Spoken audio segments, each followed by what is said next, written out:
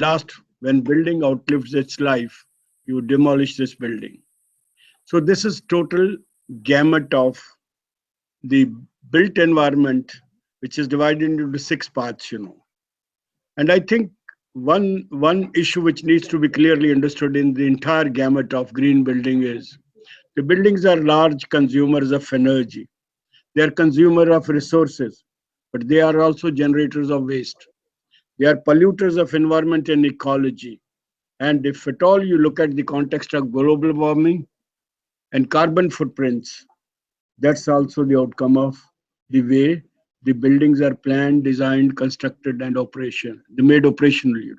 So accordingly, building have large connotation. Let me also explain to you, buildings are not dead entities. They are live entities, like human being. They are breathing all the time. They are trying to give you environment. We're all, we as a human being, we as the users are greatly impacted. Again, I like to say there are two kind of environment which exists in this world. One is the natural environment, other is the man-made environment. The man-made environment is what we as engineer and architects design and build. Natural environment, what nature gives us. And there's always a conflict between nature and man-made environment. But please understand, man-made environment made by us is primarily and essentially to promote the human welfare, because all human activities can be compartmentalized into four major factors. They are living, working, care of body and spirit, and fourth is circulation. All these human activities, they are all performed within the building. And buildings become very, very critical. So built environment is in a sense a man-made environment created to promote the human welfare and the human efficiency. If the buildings are not designed in an appropriate manner, if the buildings are not designed taking care of the human needs, I think we are doing a greatest injustice, and we are impacting the quality of human species which are existing therein. That's, I think, we are not only impacting the global environment, but we are impacting the human quality also. And that's what we have to look in buildings in a critical manner. And that's what I say, buildings are not dead entities. They are living entities. They are breathing all the time. They are exhaling, they are inhaling, and that's what they are like us. We are inhaling, exhaling carbon dioxide, we are inhaling oxygen. And if the buildings are not able to provide the needs of human beings, I think we are going to be in trouble. And that's what our role and responsibility as a professional is to make sure that buildings remain more sustainable. They become less consumers of energy resources. They generate less waste, and then they create a quality of spaces and an environment where we human being can have a better life and we can do our jobs, in a better manner. Also, we have to understand buildings. We're not looking at buildings only in the context of resources, waste, etc. Buildings have a lot of economic connotation. They have both physical, social, environmental, and economic connotation, because 6% of the total GDP is contributed by construction sector. 1/6 of the total workforce in the country is engaged in construction. That means out of you know 210 million people, 35 million people are working in the industry sector. So that's what you have to see, the construction sector. That remains very, very important from economy, from industry, from employment, and from the economic prosperity of the country. We have also to see that buildings are supposed to come up. And during, it's a very old data, it is between 2004 to 5 in 1 year, 41 million square meter of built up space was created. It's a practically commercial, distributed between commercial and residential building. Of course, there are buildings which are institutional building. Now the building footprints are growing and growing, and buildings are becoming larger and larger in its footprints and its size, its volume, etc. And therefore, we are dealing with new context of construction and management, etc. So when you look at the energy consumption globally, it is said that half of the total energy is consumed by building. When I say half of the energy is consumed by building, please, keep in mind, I'm referring to the life cycle assessment of that.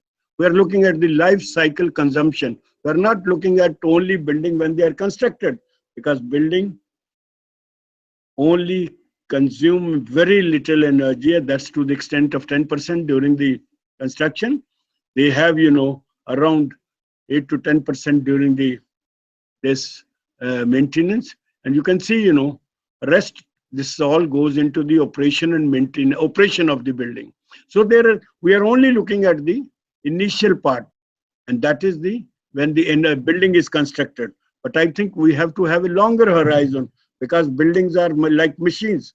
They are consumers of energy, all the time they are consuming of energy. So at all, if we want the building have to be sustainable, I think we have not to a myopic view, but we have to have a longer view, that we look at the entire lifespan of the building.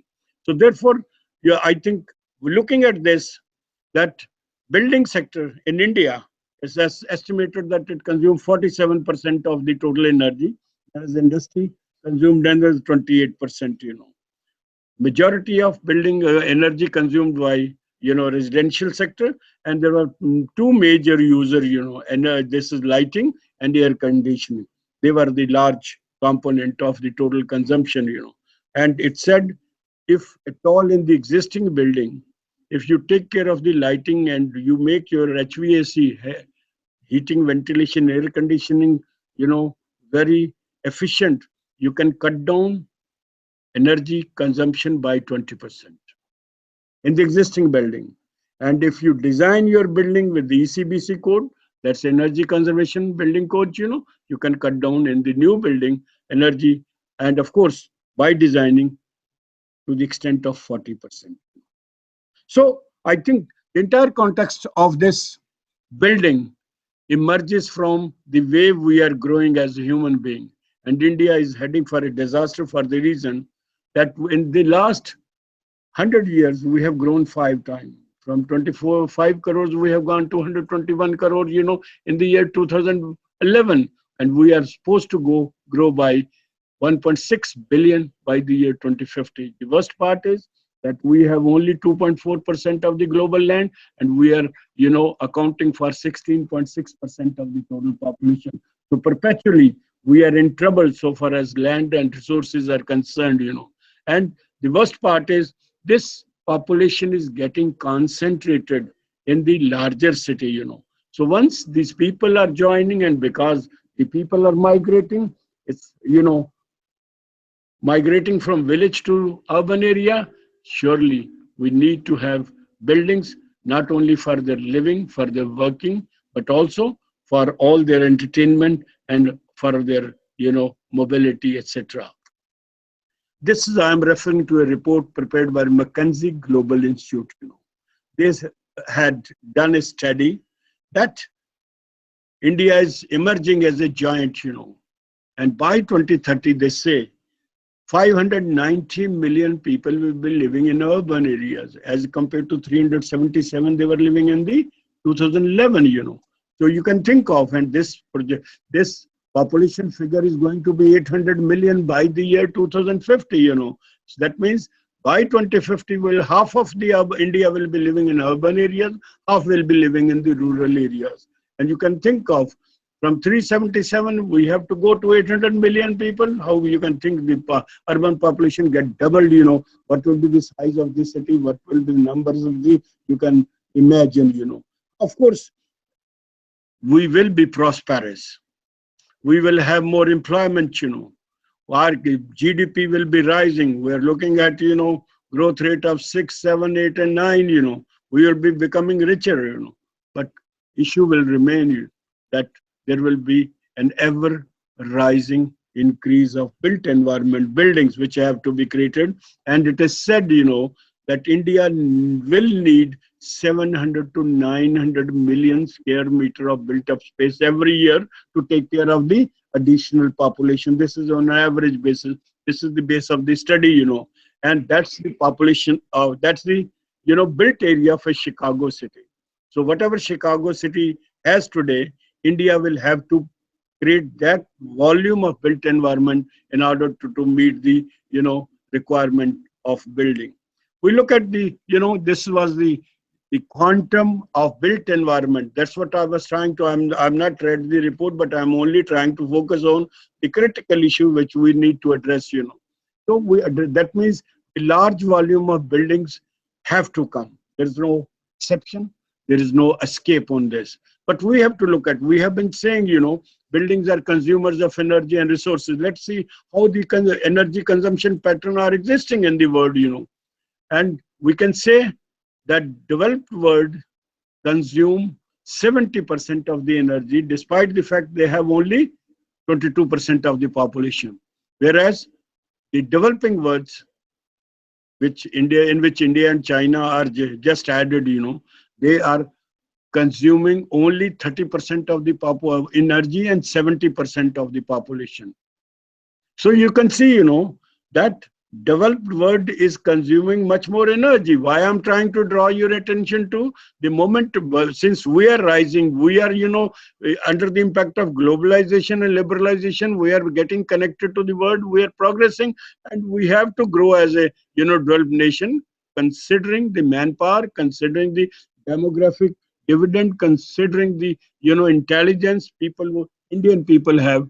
India and China are going to rule over the world. That's the one, prediction over that. And once we grow, our energy consumption level will go up. Let me also tell you, a Chinese consume 3.5 times more energy on annual basis per capita as compared to an Indian. The American consumes 11 times energy more than an Indian. So what I'm trying to tell you, the day India and China consumption level matches the America, you can think of what will be the energy requirement and what will be the energy implication of this population. Of course, energy is going to be major issue, major threat, and major, challenge before all of us, how we will be able to tackle that issue, But nevertheless, when we are looking at this, I have already said half of the total energy is consumed by building. I think we are focusing on building. That will remain our domain, And let me also tell you, only 10% of the energy goes into the building of the construction of the building. 45%, 90% goes in the operation and maintenance over the entire life cycle. So, nevertheless, even if we have a challenge of buildings, but we have enough opportunities, enough know-how, enough basically strategy available with us. Of course, we are growing within technology to see how we can reduce our energy consumption, but nevertheless, there still exists option for reduction of energy from 50 to 75%, provided you use appropriate technology, you adopt an integrated approach to designing of the building, then you have a climate responsive buildings, then you can, if you retrofit the existing building, and overall, if you design building with the focus as energy as a green building, I have tried to, sum up this, the consumption pattern, but they are general, they are average of the world, and this varies from country to country, like buildings, like transport, they remain two major critical factor in globally, when you look at energy. This varies in the case of India. In India, agriculture has more energy consumption because we are, agro-based economy. And secondly, industry is also coming, but the transportation still is at a lower level. Let me also explain to you, when we're talking of the buildings as consumers of resources, energy, let me brief you about what building construction or building designing or their maintenance involves, I think we will look at this. One-sixth of the total freshwater withdrawal is consumed by building. One-fourth of the total wood harvested in this world is used in the construction of building. One-third of the total raw material of any kind which is extracted in this world goes into the making of building. Let me also tell you, a building involves 290 industries. They are using product from 290 industries which are involved in processing of preparing different material, right from you see, steel, brick, the cement, and you can think of all this electric lighting and the public health and all kind of things. They are all industries processing that, and they are trying to create, and there are 290 industries which are involved in this. Then half of energy we have already said is consumed by industry, and then one-third of the total carbon footprints are again outcome of the building operation. 40% of the total waste which municipalities handle or India handles, they are all part of the buildings. That's what it is. And half of the chlorofluorocarbon which is generated, it depletes oxygen, ozone layer. That is also the outcome of building. And above all, the total people who are becoming sick and ill, 30% are because of the buildings. They are living in a very poor kind of environment. This is called the sick building syndrome. That means buildings don't make you healthy, building makes you sick, and one-third of the total illness is on account of, this buildings itself, the way they are planned, designed, constructed, and operated. So let's understand that if this world is heading for a global warming, there is the issue of carbon footprints. They are primarily and essentially the outcome, the way the buildings are designed and the way we are, moving. So mobility, transportation, plus construct building, they combine together 70% of the total energy. And I said energy implications are going to be very large, environmental issue are going to be very critical, because we have a large challenge of housing, creating construct buildings for those people which are going to be migrating to urban area or being added to the India as a country. Therefore, the issue will be that how buildings can be designed to reduce the total energy consumption. So I think we have option, we have opportunities, and we have mechanism, and that's what we have to look today, how we can reduce the energy footprints or energy implication of the building. You have seen the construction, the entire paradigm of construction being changing. Earlier, there were three critical factors. Anybody who is going for a construction would say, I would like the construction to be completed in the minimum cost. That means construction must be cost effective. That means it must take minimum time. That means time is also limited. You want a product to be in the minimum time. And thirdly, you say it should be the highest quality. So quality, cost, and time, they are the critical factor in any construction, of a building, and they will remain critical. But they are, earlier this was the, concept, but now I think energy, we said, building have a larger connotation. They have environmental connotation because they are impacting environment where they are placed. They have resource connotation because they are require resources to be made, and they are, impacting the biodiversity because we are cutting trees, etc., and we are challenging the, the environment and ecology. So this three context of economy, the cost effectiveness, the time, and the quality now gets entangled in the larger issue of resources, biodiversity, and the environment. And then it was thought buildings do not have local connotation, buildings have global connotation.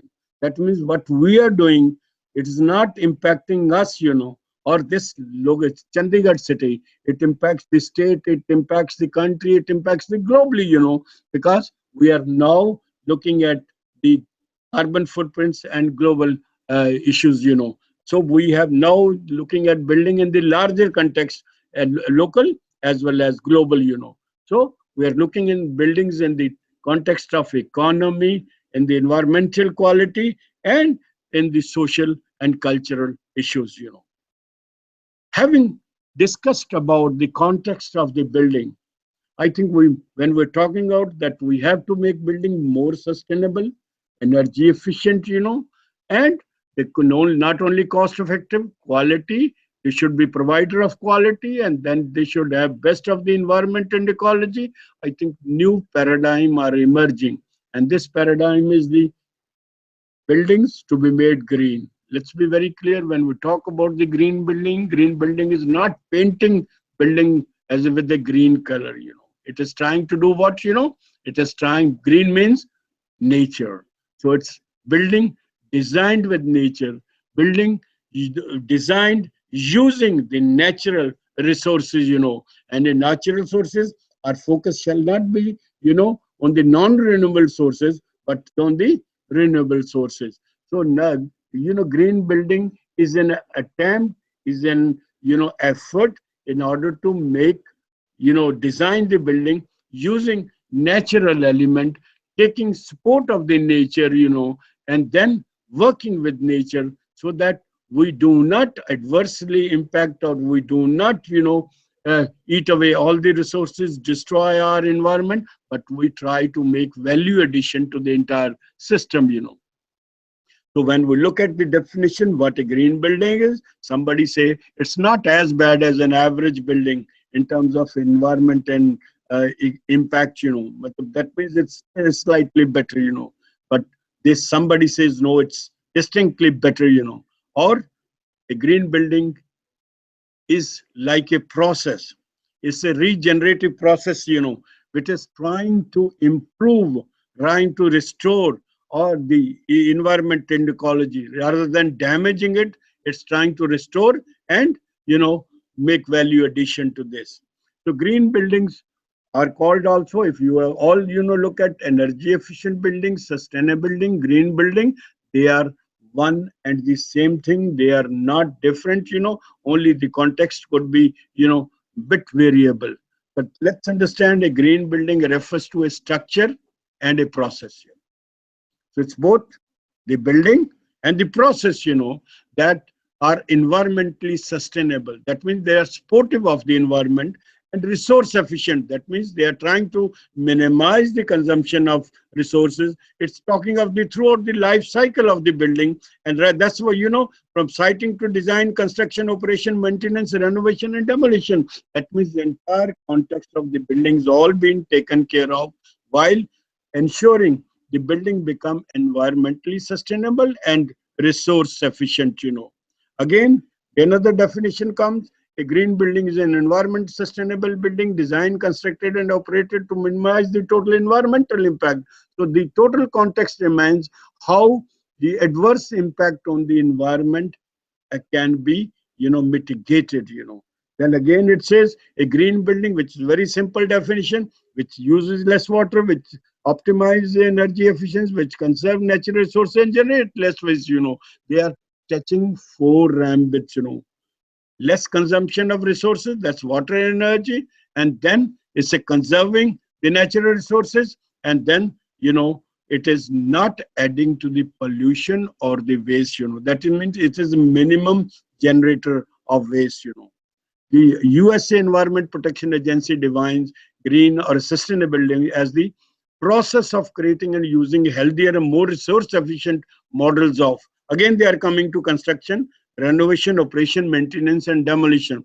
That means they are looking at these contexts, that whatever practice and whatever methods are, applied in these building operation, they remain resource efficient, and they promotes healthier building. Again, we have another definition.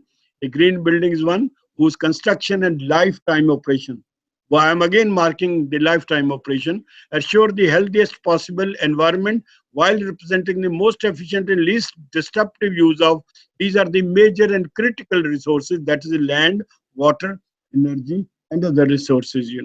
And island green project remains which preserves, which restores habitat that is vital for sustaining life and becomes a net producer and exporter of resources, material, energy, water, rather than being a net consumer. Here, this building is trying to be making value addition, but the addition to the resources, not consuming to resources.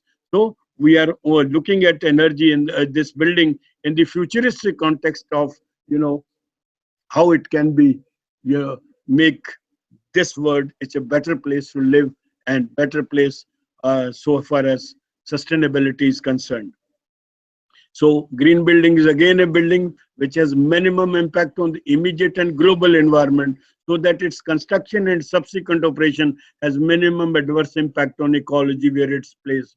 So this definition touches the local and the global context, and also the environment, and ecology as the critical issue for its operation, for its designing, for planning, and the entire gamut of the green buildings in this word.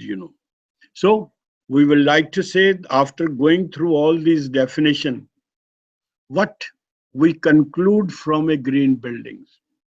A green building will have a following attributes. That means there will be reduced energy consumption, but not compromising with your comfort and with your quality of life. This is second is reduced depletion of natural habitat. That means no biodiversity, no tree, no animal, no kind of plantation, no greenery, whatever nature has given to us, we'll respect, we'll preserve it, we will not destroy it. We will have lesser air and water pollution with efficient use of water. That means we are trying to conserve its quality and also making optimum utilization. Then you have very limited waste generation, because whatever waste you generate, that's again recycled and again reused. Besides, you are reducing the quantum of consumption what you are doing. So pollution will be less, greenhouse gases will be less. You will have effective control and building management system. You will be using less toxic and other materials, and you will try to recycle the uses, of the material which is being, this is buildings demolished. So we are trying to do what, we're not destroying those material, we're trying to reuse the material. So we are also not damaging the existing landscape. We are enhancing it, making it a better place. And then we are using cost-effective and environmental technology. We want to use the user productivity beside saving money. So green building is primarily a regenerative process. It's a process which preserves and restore habitat. It's make everything healthiest so far environment is concerned. It minimizes the use of land, and other resources. It offers best option for promoting economy. And then the most important is, I said, building makes you sick, building makes you healthy. A green building will make you more healthy. Once you are more healthy, you will become less sick, you will be more productive, you will be making more value addition. So leaves will be minimum, absence will be minimum, you'll be happy, and once you are happy, you will be more productive. So this is, the other kind of benefits which are occurring. I think from this narration of green building, we can clearly bring out what are the objective green buildings has.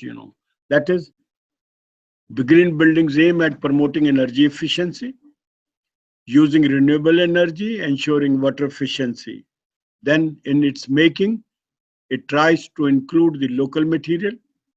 It is trying to reduce the waste production, Then toxicity is also going to be reduced. The indoor quality has to be made of a highest quality, so that people using the space remain healthy. Then we have to make sure that this building promotes sustainability. And we have to see, building are not here for a year or two. Building may be 30 or 50 year, building maybe 100 year, and you may have seen building existing for 1,000 year. That means building will have much longer implication. And therefore I think this they become where it becomes very critical that they are less consumer of resources, they become less expenses, and they have, best of operational efficiency. So that means they will have to be designed with care and caution, with commitment, and with the highest degree of integrity and professional expertise. It's not only designing, but also, construction of building and its maintenance. And it is said, USA, they did a study, what is how these sustainable buildings are useful, and they did a study, and they studied 12 buildings for its impact. They were termed as green building, and they found, building was cost effective so far the operation was concerned. They had excellent energy performance. That means they were using minimum of energy. The occupants, the people who were working, they were not looking at building, they looked at the occupants also. The occupants were very satisfied, and then they were very happy. And, they said buildings have to be more energy efficient and more, green. There are two kind of benefits a green building has: a tangible, intangible. Tangible, which you can quantify, which you can yourself see; intangible, perhaps, which do not, have direct benefits. Tangible remains, that you save energy up to 50% and water saving up to 40%. They are a direct implication because you get reduced electricity bill and water bill, every month. So somebody says green building is an expensive thing. No, green building it makes a commercial sense, because you are saving every month on your bill. The day building becomes operation, your bills on water and energy goes down. They are the tangible benefit which you can actually quantify. Intangible are, you are, promoting a sustainable environment.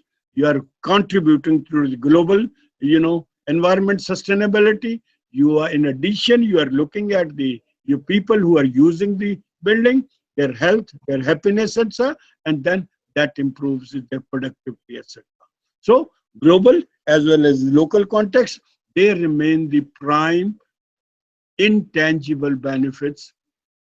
But when you look at the longer run, you'll find people who are working, it has been found, people who are working in the, green buildings, they like to stay there.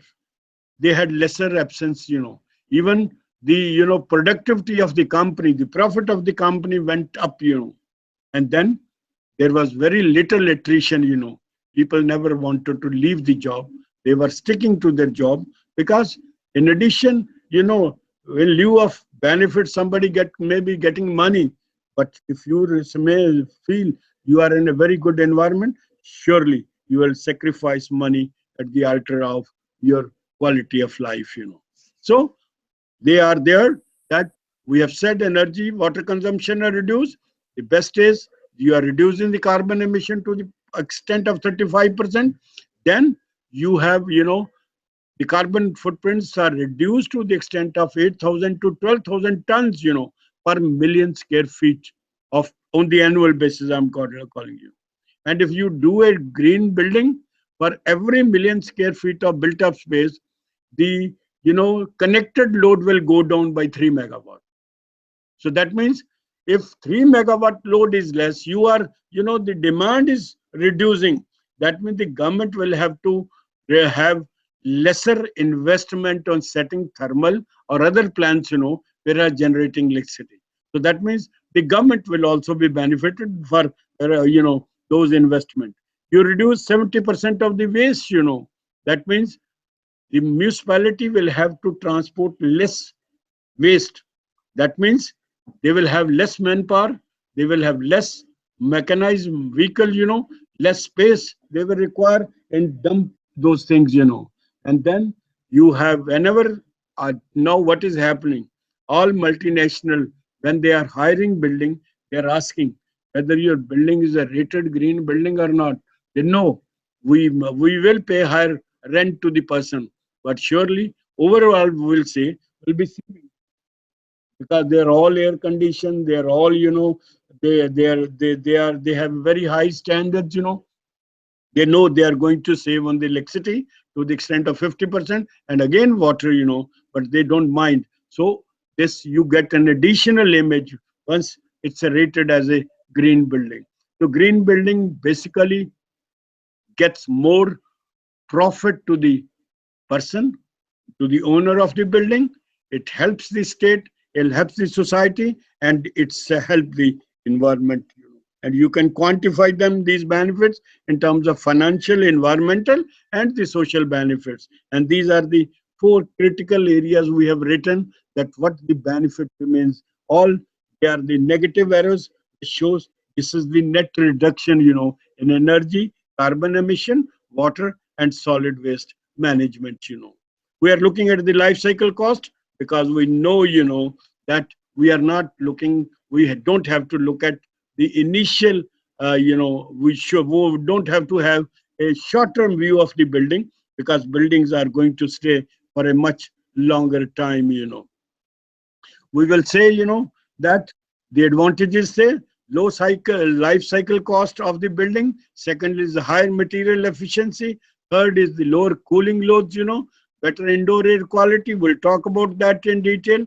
We will this building promote better health of the inhabitants, and you have a lower maintenance cost. You have improved employee attendance and productivity, and that makes this, building this say, in this implies, these green building studies said that the employee absence was reduced 40%, and then there was 30% sick days, 10% growth of income per employee was recorded, and the offices had more retentivity of employees. So, of course, I've said these green buildings fetch you higher property and rental value because you can sell it for a much better cost, and you can fetch higher rents because they know these buildings are, they are basically trying to lower down the operational costs, So green building, you can have an opportunity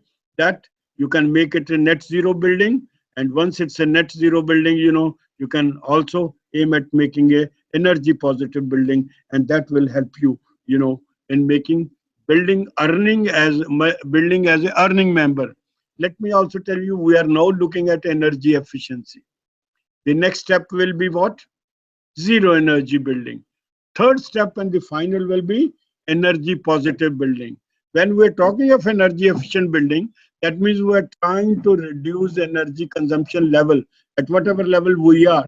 That is the first stage we are looking at. Second is the net zero energy. That means whatever energy is consumed by building, it is produced by building itself. So there is a net, whatever you spend, you are earning. So net balance is zero. So building doesn't require any building, if at all will be requiring any energy outside, it's also producing, Thirdly, that when you talk of energy positive building, that means and the building will be generating more energy than what is consumed. That means building will have something net surplus available to you, which you can sell, So instead, and it's a becomes a liability. Building becomes what? An earning member. So that you make it. And that's what ultimately we are aiming at, that building should become net producer of energy so that you don't have, these kind of things. You have thermal plants, etc., which are adding to the carbon footprint sets. We have another incentive, the government giving you incentive. Please understand one thing, government is now realizing that buildings have to be made more green and energy efficient. So people are not understanding what are the context of green buildings or what are the benefits of green building. So government is trying to make put on a platter to the builders that please make your building green, and in lieu of your effort, what will be giving? So Punjab Urban Development Authority gives 5% extra FAR. More built up space, whatever is permitted, this is given free of cost. Municipal Committee of Punjab, they are all now giving 5% additional FAR. Haryana is now offering up to 25% additional FAR depending upon the level of greenness, whether you are, silver rated, you are gold rated, you are platinum rated, all this, higher you go, higher the benefits you get. So all states.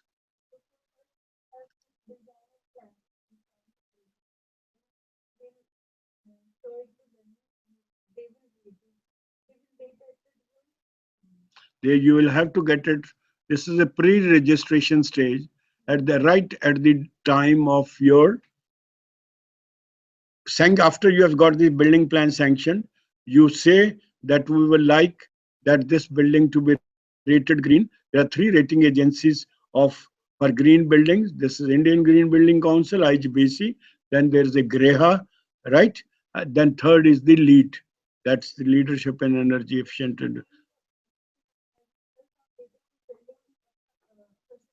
At the design stage, yes. Their parameter will discuss about that. So once you take we will see how you get into the green building, because this decision is not to be taken at a later stage. This decision has to be taken right at the stage of designing itself. So then we'll say that there's an improved, this has also been approved, study has been made. The buildings, even the retail market, which are buildings which are green building, they are recording more sale and more profit as compared to the normal building. These are studies which I'm referring to. They are all done in America. So I'm saying this is never said, I've never talked about that, but let me also tell you that if green buildings have advantages, they have also some limitations. I don't call it disadvantage, I will call the limitation.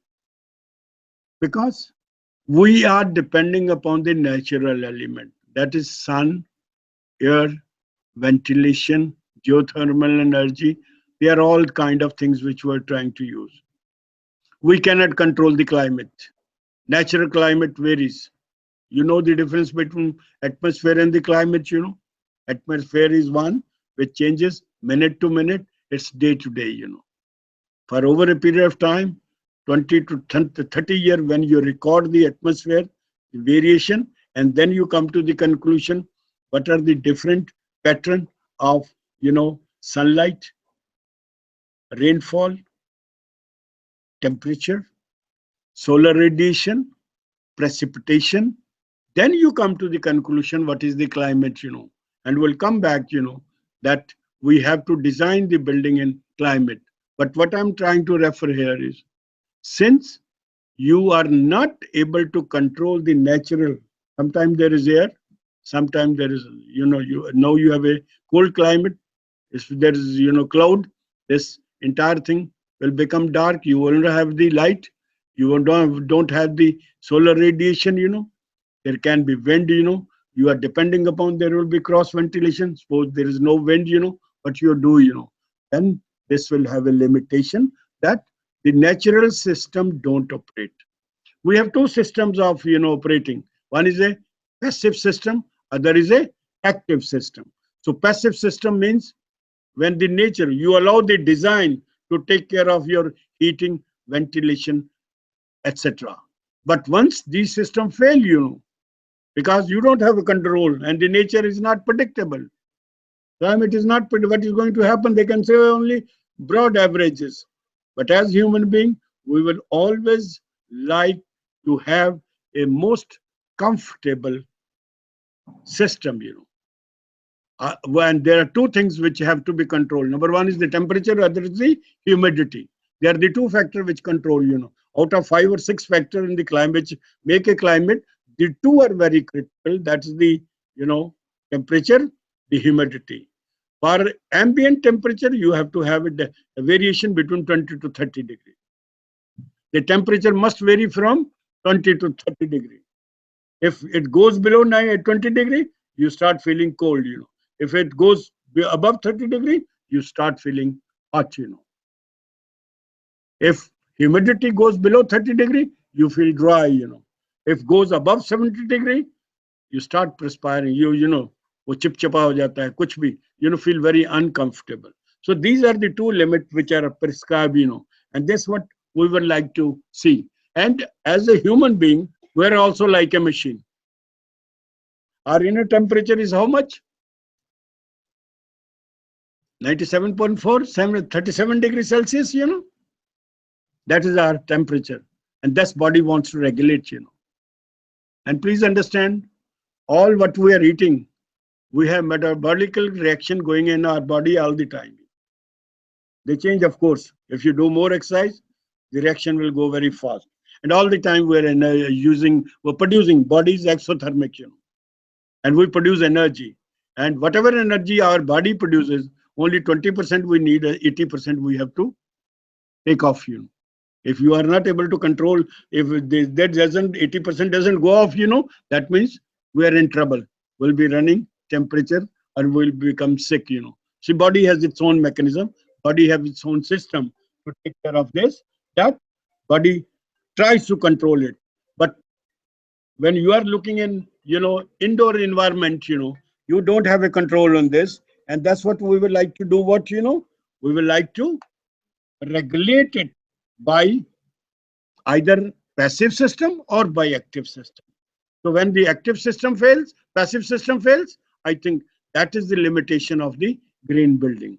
Then, you are designing building on a site. You can't choose an optimum site. Suppose you are getting a plot allotted from Huda or a government body, or you are buying already north, south, east, west of the building is fixed. So you can't have a best orientation. And please understand that when you are talking of a site, we will see what are the limitation of a site. I think that we'll discuss in detail, because site has a major impact on design. If design can be good, you have to have the optimum, orientation of the site. So the limitation of the site could be there.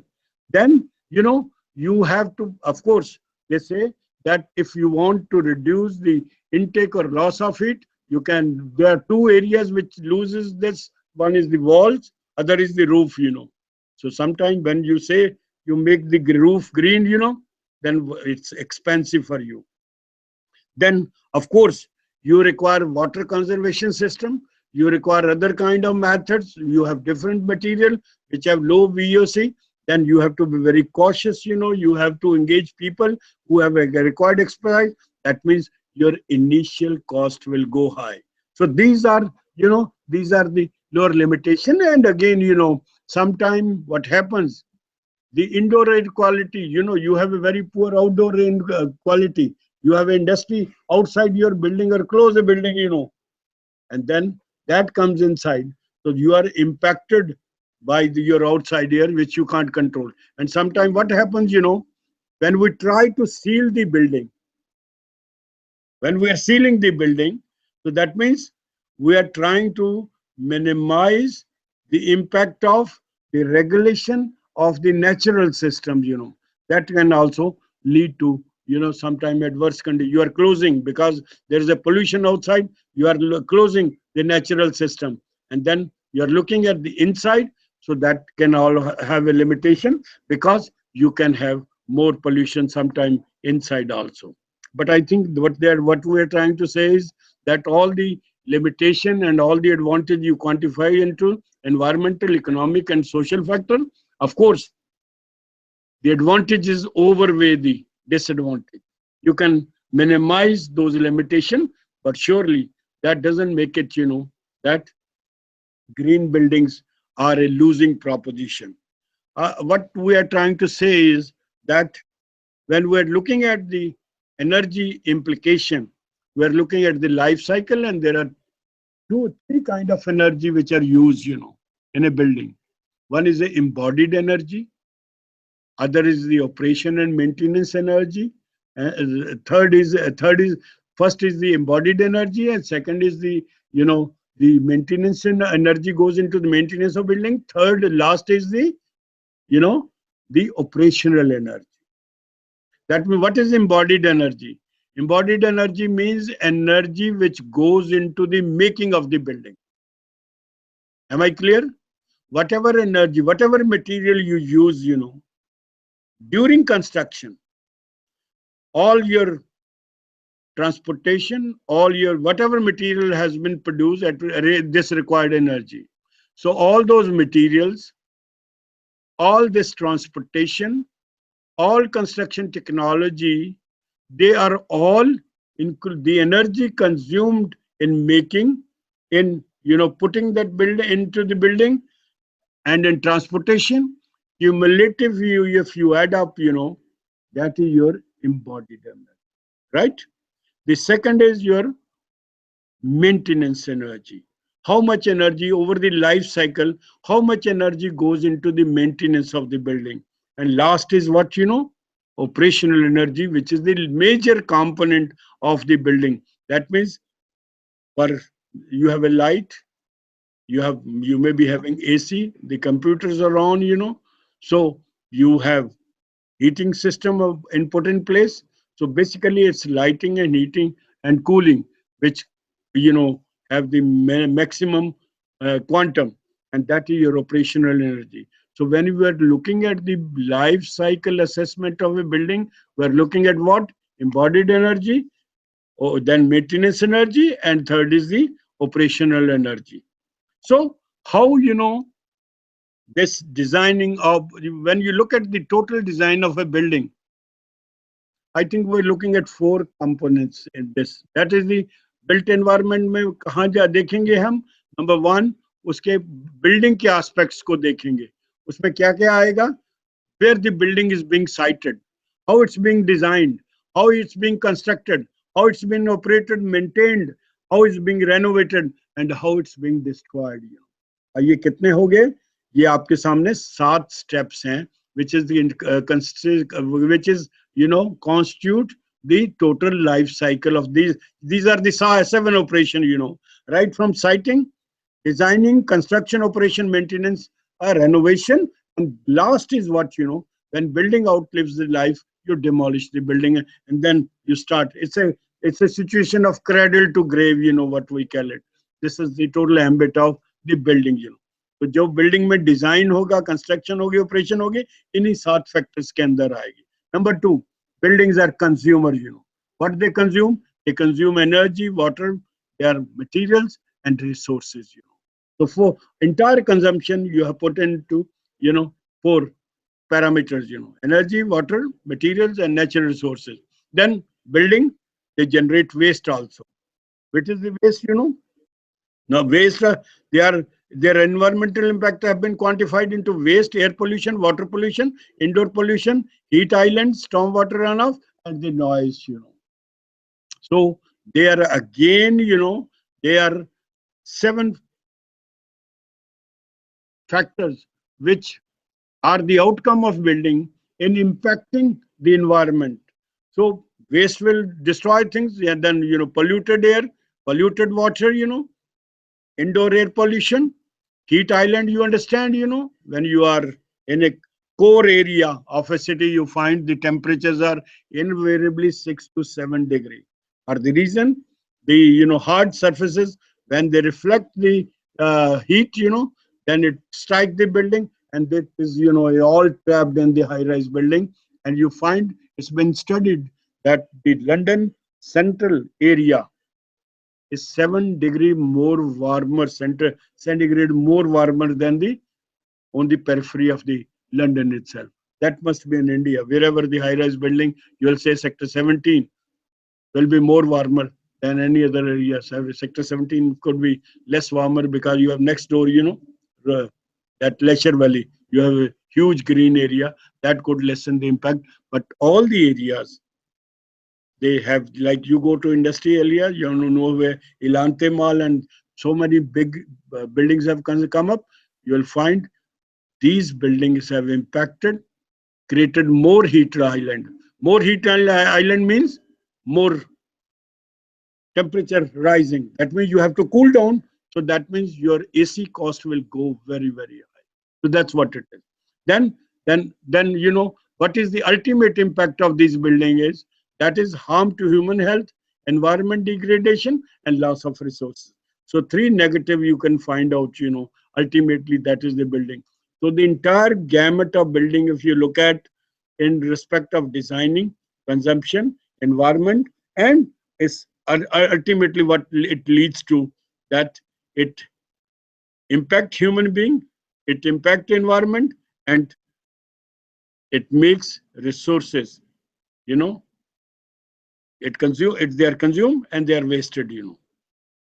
What are this I'm trying to tell you? In a green building, now what is happening? Engineer goes one side, architect goes on the other side. They don't work. But in a green building, this architecture and engineering will be working together. There were more areas, landscape, urban designer, so construction, economics, waste and water management, they will all be working together in a system of a green building, right? We will understand what a tradition, the way traditional building is designed, the way the green building is designed. I think you should be able to appreciate it in a better manner once we explain to this. So this gives you a comparison how traditional building is being designed and how a green GB stand for green building, TB stand for a traditional building. So in a traditional building, you have an architect, you have an engineer, you have a structural designer, you have a public health engineer, you have a service engineer. So there are people with the mechanical, they're like they're using lifts, etc. So any kind of building is there, you will have required different experts. And all these experts in a traditional building, they are doing their own job. They are only limited to what for they have been invited. But in case of green building, all of them are working together right from the beginning. In a traditional building, you first involve a contractor or a architect. He design it, and then once he is finished the design, he will call a engineer, structural engineer. Please look at this. Then public health, etc. But that means in a traditional building, involvement of these experts are in a linear shape. So they will come only when they are required. And as the project, gets more intensive in a later stage, all they are coming quickly. But whereas in a green building, they are right from the day one. In the green traditional building, decisions are taken by only two or three people, the owner, architect, and contractor. Whereas in a green building, all the decisions are taken by the team. And that's based on discussion, that's based on knowledge, that's based on understanding, and that's based on what they can contribute to make this building as a green building. A traditional building is a linear building process, whereas a green building is a integrated process where everybody is there. In traditional building, you are trying to do what I said three things. Quality, you are talking of the time, and you are talking of the cost effectiveness. So everybody says cost kam kar do. But whereas in the traditional building, you are looking at the initial cost, whereas in the green building, you are looking at the life cycle cost. Even initial cost can be higher, but the life cycle cost can be will always be cheaper. In case of traditional building, all the system, construction, structure, services, they are all looked in an independent manner. And sometimes kya hota hai? They are over designed or they are under designed. But whereas in case of a green building, they are designed in an optimum manner because they are all knowing what is the scope of building, what they are to, they assess themselves, that where they can cut down and what will be the best option. In green and traditional building, all experts have very limited role. Structure man will only take the structure responsibility. Whereas in a green building, every person will own equal responsibility, whether he's an architect, whether he's an engineer, whether he's a contractor, or whether he's a specialist. In a traditional building, the role of all the experts ends once the building is completed and handover. But whereas in a green building, that role continues because you have assessed this will be the operational efficiency of water supply, energy, and this is where the building will be operating. So therefore, they will go on assessing whether what for the building was designed, has those objectives been achieved or not. So that means the role or in the green building of the team continues post construction in order to make sure whatever objectives were laid down at the beginning of the project, they are achieved. Otherwise, if there is a mismatch, they'll again go and look into this and make out of this. Or every time issue rises, green building is very expensive. We must look at whether to what extent the cost is. The first green building made in this country was the IGBC headquarters in Hyderabad, and this is known as CIA, Confederation of Indian Industry Godrej Green Building Council building. This was the first platinum rated building outside USA. LEED is the rating agency in USA, and it was rated by LEED, to be platinum rated building. This was constructed in the year 2003, and the footage was this total covered area was 20,000 square feet. It was platinum rated. The cost was 18% higher than the normal cost. That was the highest cost, at that time. But this cost was recovered within 7 years of the operation of the building. Then came the ITC Green Center in 2004. There are a large number of projects, but we are only quantifying few very important, whose footprints were 1,70,000 square feet. Again, platinum rated building. Its cost higher was 15%. Recovery was within 6 years. Wipro Gurgaon, 1,75,000, 8%, and 5-year time. Then Technopolis, Kolkata, that is 72,000, gold rated, 6% and 3 years. Last was Suzlon One Earth Pune building. This building was constructed in 2010. It has a total covered area of 8 lakh square feet. The cost is again platinum rated building. The cost was 2%, and the recovery period was also 2 years. Whatever 2% was spent on this, that was recovered within 2 years. So you can see, the cost over a period of time has also been going down for making green building. Lekin what I'm trying to tell you, this cost can be lower, provided right in the beginning, you make sure that buildings are designed as a green building. If you are retrofitting it, the cost will be much higher. So this is what the life cycle cost. You can please look in this. The first initial cost of a building is only 10%. I was telling you that what is the total, segmentation of the cost of the building over the life cycle. Only 10% cost you incur on the construction of the building. 1% you use for the consumable and maintenance. And rest 89% cost goes into the making of you're maintaining this. So this is what the green building is trying to focus on. They are focusing on, initial cost. They are focusing on the, operation and maintenance cost. So if you ask me,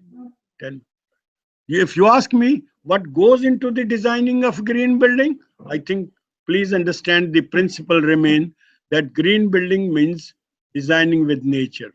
That means you are trying to make best use what nature has given to you. Then you are making optimum use of the site. You are using green material. You are reducing the structural load. That means you are having the structural efficiency. You are optimizing your system, of all heating, ventilation, this. You are generating on-site energy like you have a solar energy available to you. You are finding a balance between building and environment. You are trying to reduce energy consumption of the building. You are trying to prepare a design, of the building with energy as a focus. Then you are trying to make best use of the sun as a wind energy for meeting your local requirements of the building. And then you are involving all the players, actors, which are in the construction of the building in order to make sure building is designed as a green building. But please understand, a green building is not a novel concept. It's a concept which is based on economy, utility, durability, and comfort, trying to enhance it, and in addition, trying to minimize your operational cost. Madam, you are asking me the question. So when you have to design a green building, this is the process you have to adopt. Number one, the day you want to have a green building, decision has to be taken right from the beginning. You can't take it, after it has been designed, etc. No.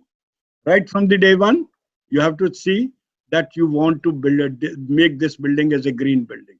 So that's a decision which is taken at the right in the beginning in order to make sure that you have the best of the option available. You will minimize the redesign. You will ensure the overall success, and you achieve the target what you are trying to define. Secondly, once you have taken a decision that you want to make this building green, then you have to set the level, the mark to which you would like the greenness to be there. Because we'll talk about so you must have gone through the rating system, have already been taught to you. So that is the rating, whether you want to go, if you are under Griha rating, 1, 2, 3, 4, 5 star, higher you go, more investment will be there because you are trying to higher level of operational efficiency of water and energy.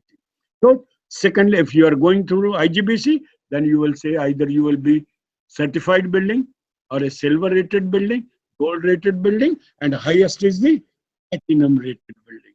So then you have to say, is the level of energy consumption or rating you want to do it, so that you aim for that. Then you have to make a team, build a team, team comprising of architect, a engineer, and consultant. And those people, who understand what green building is, they know how to design a green building, they know the context of green building, they have required knowledge, expertise, and operational knowledge of operational mechanism, and they should be aware of the concept and what is happening globally, so that they bring best of the technology, best of the method in order to make sure this building is, made as a green building. Then you adopt an integrated approach. Integrated approach means planning, designing, operation, construction, whatever it is, they are all included as a part of this. And this is the approach, the way you design a building, So all your, environment, heating, materials, their, siting, etc., their orientation, they are all included as a part of the designing itself. And last, your strategies shall be. They are the four basically, that the decision is taken right in the beginning. Secondly, you set the goals. Thirdly, you have a team, and then you adopt a, integrated approach to design the building so that you make sure. The key principle and strategy will be that you have to ultimately make the building sustainable. You have to ensure that wastewater is minimized and water consumptions are lowered down. You promote energy management, Then you have material and resource management, and you have best of the indoor air quality. Let me also tell you, when we talk of the green building, we are how we are designing, we said we are designing with nature. And what nature comprises of, you all know, nature is comprised of Panch Mahabhuta, and they are earth, water, Prithvi, Jal, Agni, Vayu, and Akash. They are the 5 elements. हम भी उससे बने हैं और ये सारा universe उससे बना है. Or we were trying to do what, we're trying to make those buildings also made out of those elements, So in this case, Prithvi remains your site, water remains, jal remains your water efficiency, Agni remains your energy efficiency, Vayu, air is again your indoor air quality, and Akash is your daylight. And this is 5 elements we will make use of this while designing this. So when we're talking of this integrated approach to designing, I think we are trying to do what? Number one, we are respecting the site. A green building वही है जो site से पहले जो भी advantages थे वो building बनने के बाद भी वही एडवांटेजेस आपको अवेलेबल रहेंगी. That mean you are not destroying any nature, you are not trying to create imbalance, you are trying to preserve. जो ट्री हैं वो भी रखे जाएंगे, वाटर बॉडी है तो उनको भी प्रिजर्व किया जाएगा, जो भी है. That means what existed on this site when you before you started the construction and when you finish the construction, majority of them are retained and also enhanced. So integrated approach में क्या आएगा आपका? सबसे पहले site land है जिस पर बना रहे हैं तो साइट प्लानिंग वो आएगी. और when you are planning on the site, I think you are looking at where the site is, its location, shape, size, orientation, वो सब बात करेंगे. Secondly, दूसरा है building envelope. This is the envelope which separates the natural environment from the built environment. यहीं से सारी energy lose होती है, एनर्जी आती है, सारी लाइट वगैरह से सारा सिस्टम है वो बिल्डिंग एनवेलप से है. So we're trying to involve a building envelope which have minimum energy implication. फिर we are promoting higher order of building efficiency. That means जितनी बिल्डिंग डिजाइन हो रही है इसमें minimum area is going under your corridors, toilets, under services and staircases. Maximum area goes in the usability. और मैं कहूंगा there are 3 kind of areas when you are looking at. जब building को पूरा देखते हैं 3 एरिया में देखते हैं. One is a gross area, super area की बात करते हैं ना, super area. Second is what? The covered area. Third is what? The carpet area. तो जब जो भी बिल्डर आपको बेचते हैं वो क्या बेचते हैं? सुपर एरिया बेचते हैं. सुपर एरिया में क्या इंक्लूडेड है?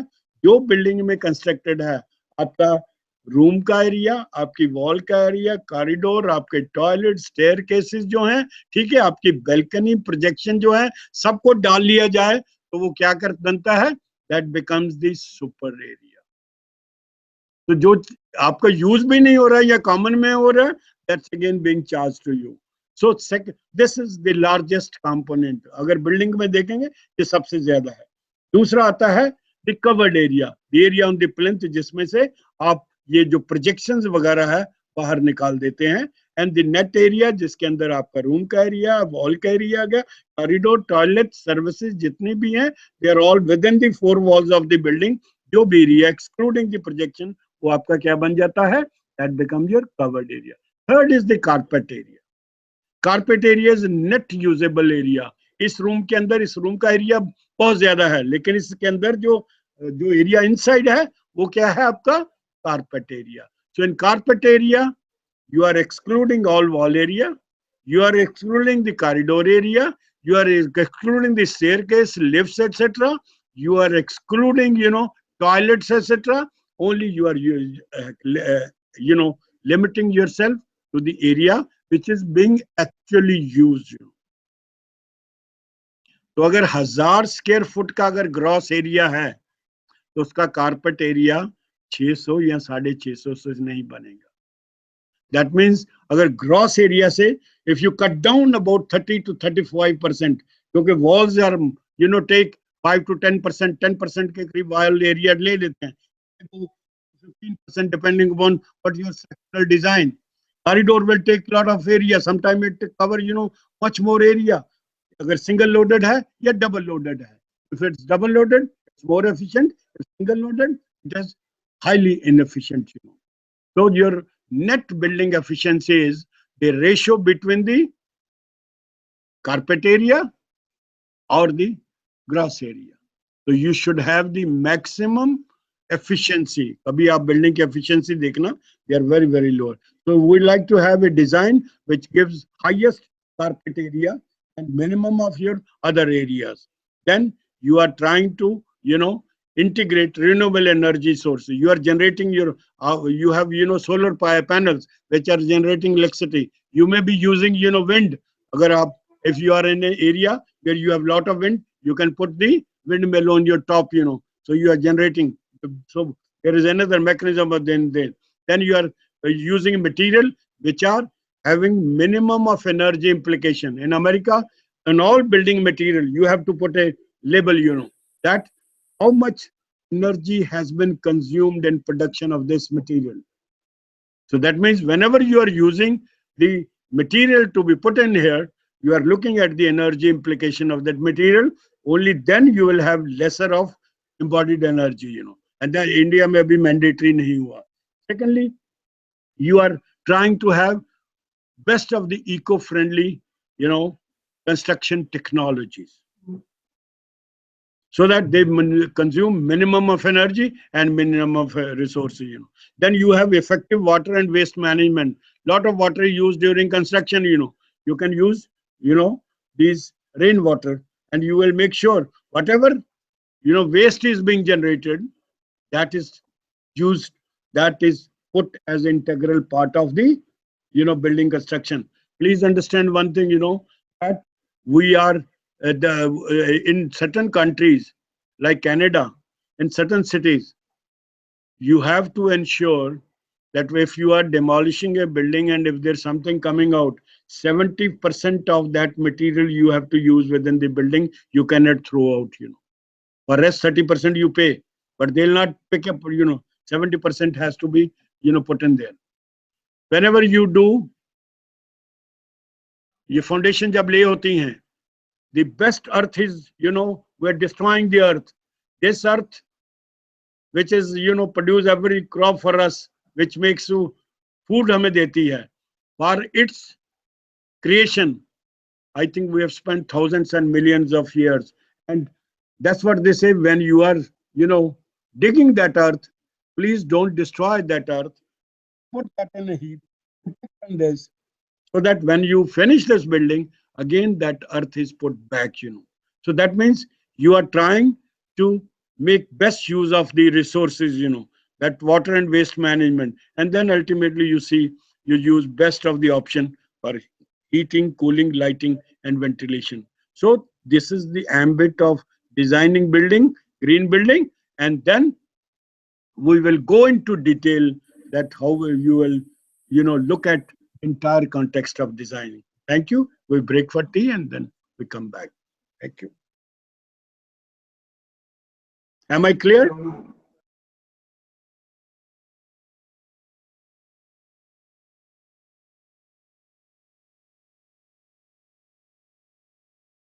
Tea. Gentlemen, we will be returning back within 10 minutes and we'll resume the second part of this presentation. Thank you.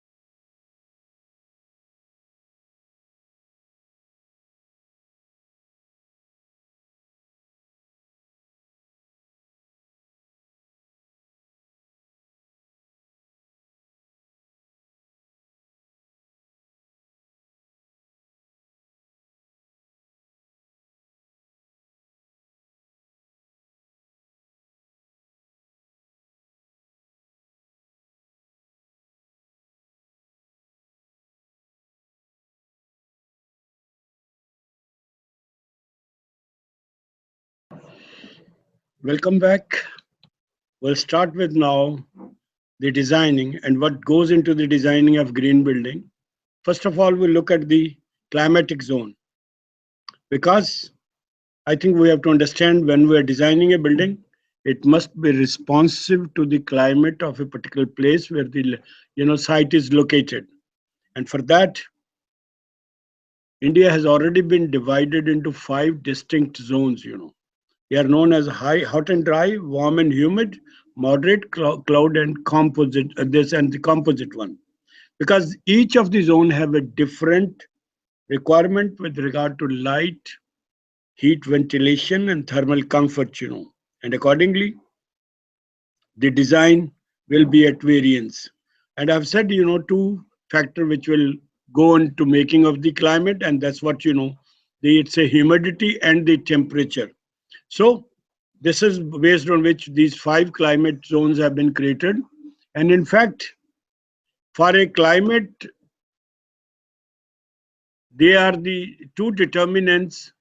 And it said, for 6 months, there should be a predominant, climate must prevail before it's put into that particular place. So the temperature variance and also the humidity that must have a recurrence for 6 months in a year, based on which you will put them into climatic zone. So for hot and dry, you have a temperature always above 30 degree and humidity less than 55. For warm and humid is 30 and 25, but the humidity also varies between 55 and 75. Temperate is 25, 30, and it's less than 75. Cold is always less than 25 degree, but humidity can vary. And we are in a composite zone where there is no one climate exists. There are variety of climates are there. You have hot, you have cold, you have rainy, and then you have a temperate climate. This is the map of India, which divides the total country into five climatic zones. Blue, you find, this is the coldest one in the north and in the east. Hot and dry, it's on the western part, and that's mostly Rajasthan and Gujarat. And then the coastal area is hot and dry, wet, humid, and that's all along on the Arabian Sea, Bay of Bengal, and Indian Sea. And then part of those northeast states where you have a lot of rains. But the largest component is the composite climate, in which we are placed. There is no particular climate which exists over that place. And of course, they're temperate.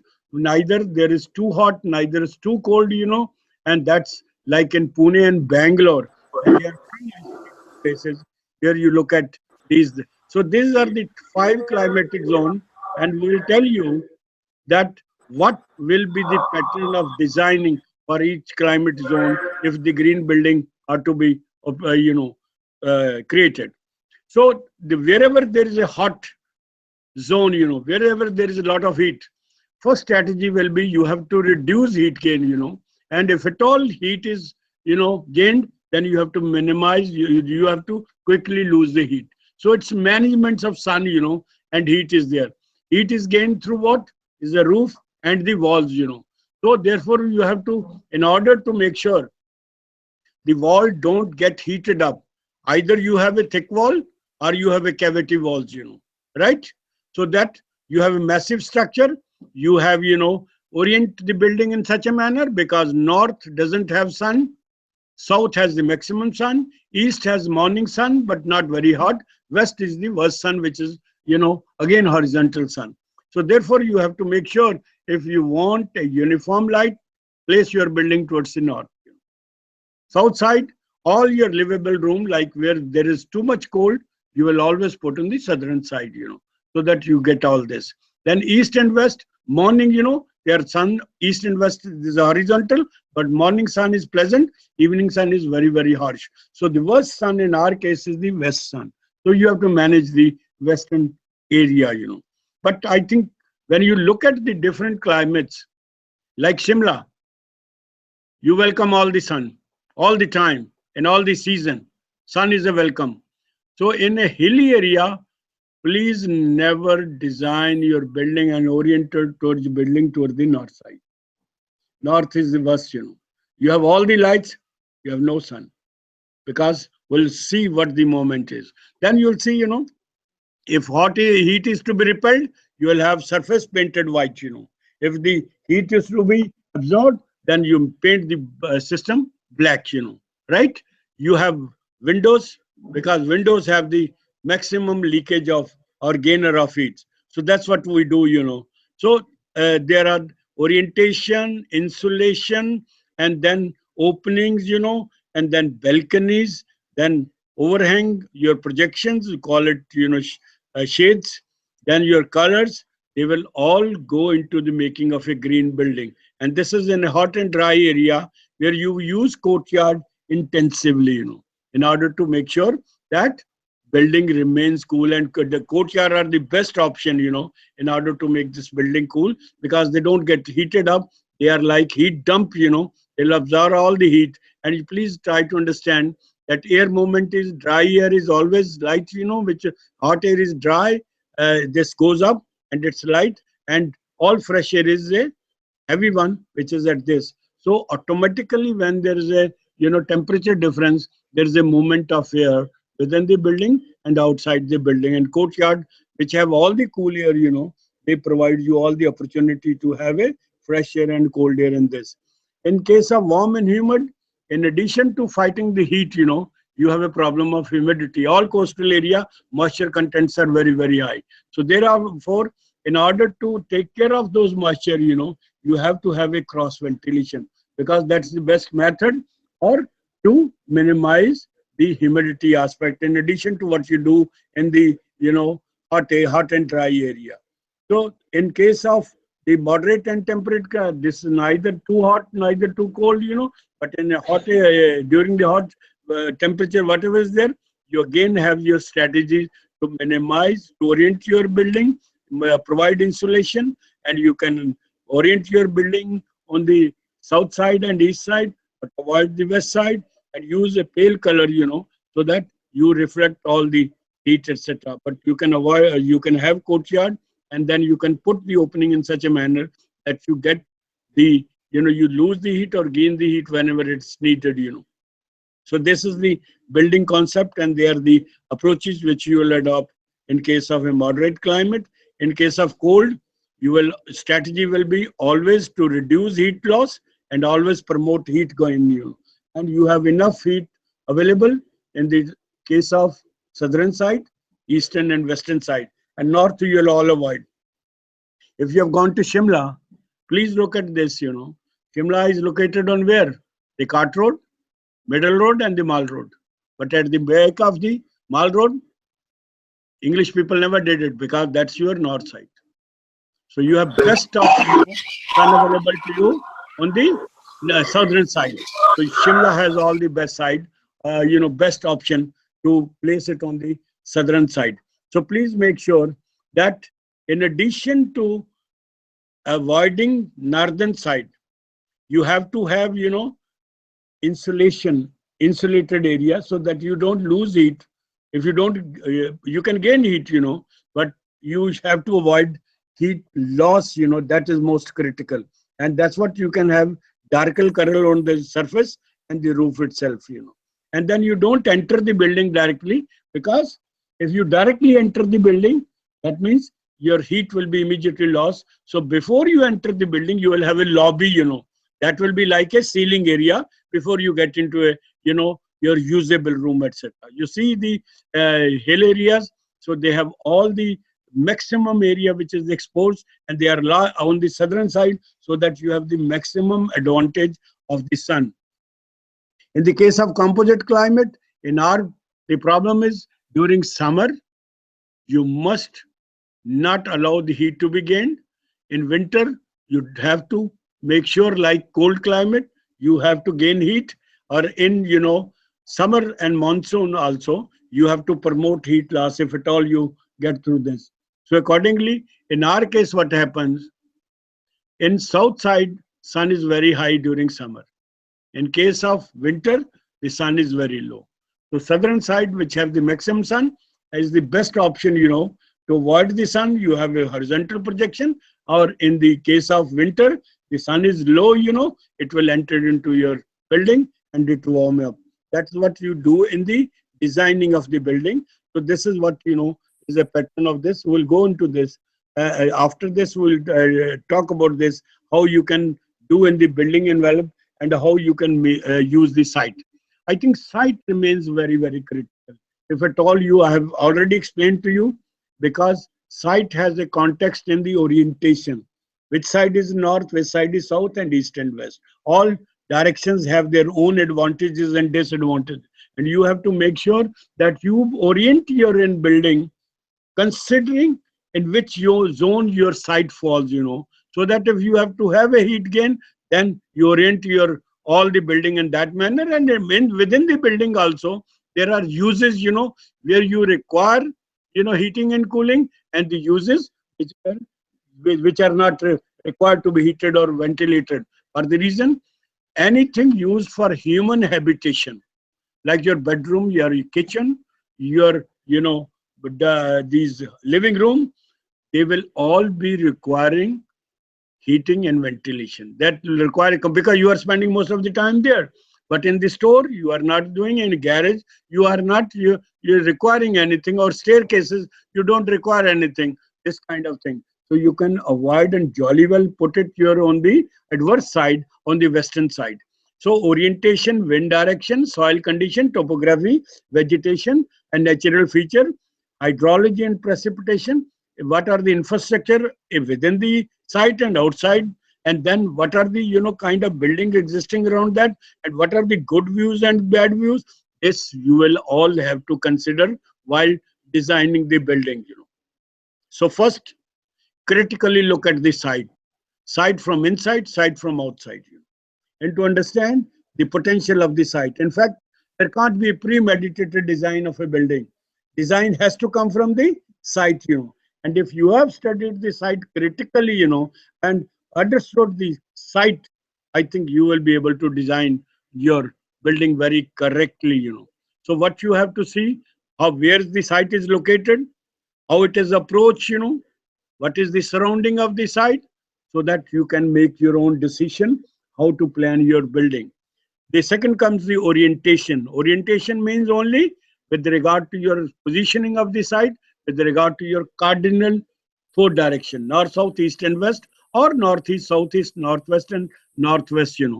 This will help you along with your wind direction in the designing or your spaces, where bedroom should come, where the office space will come, and they will all be outcome of the orientation of that place, because that is in relation to the air and the movement of the sun. Then wind direction, you have to consider the wind direction, so that if at all you want to have cross ventilation, so that means you have to make sure that the building, the openings have adequate, building has opening on the side where the wind flows. In Chandigarh, wind flows along the Madhya Marg, from the northwest to southeast, So that is the flow. But wind doesn't flow in one direction throughout the year.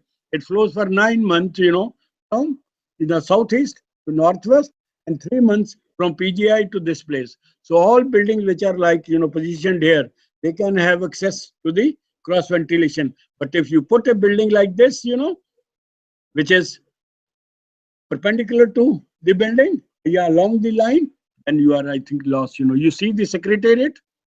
You have seen the secretariat. Well, how it's placed?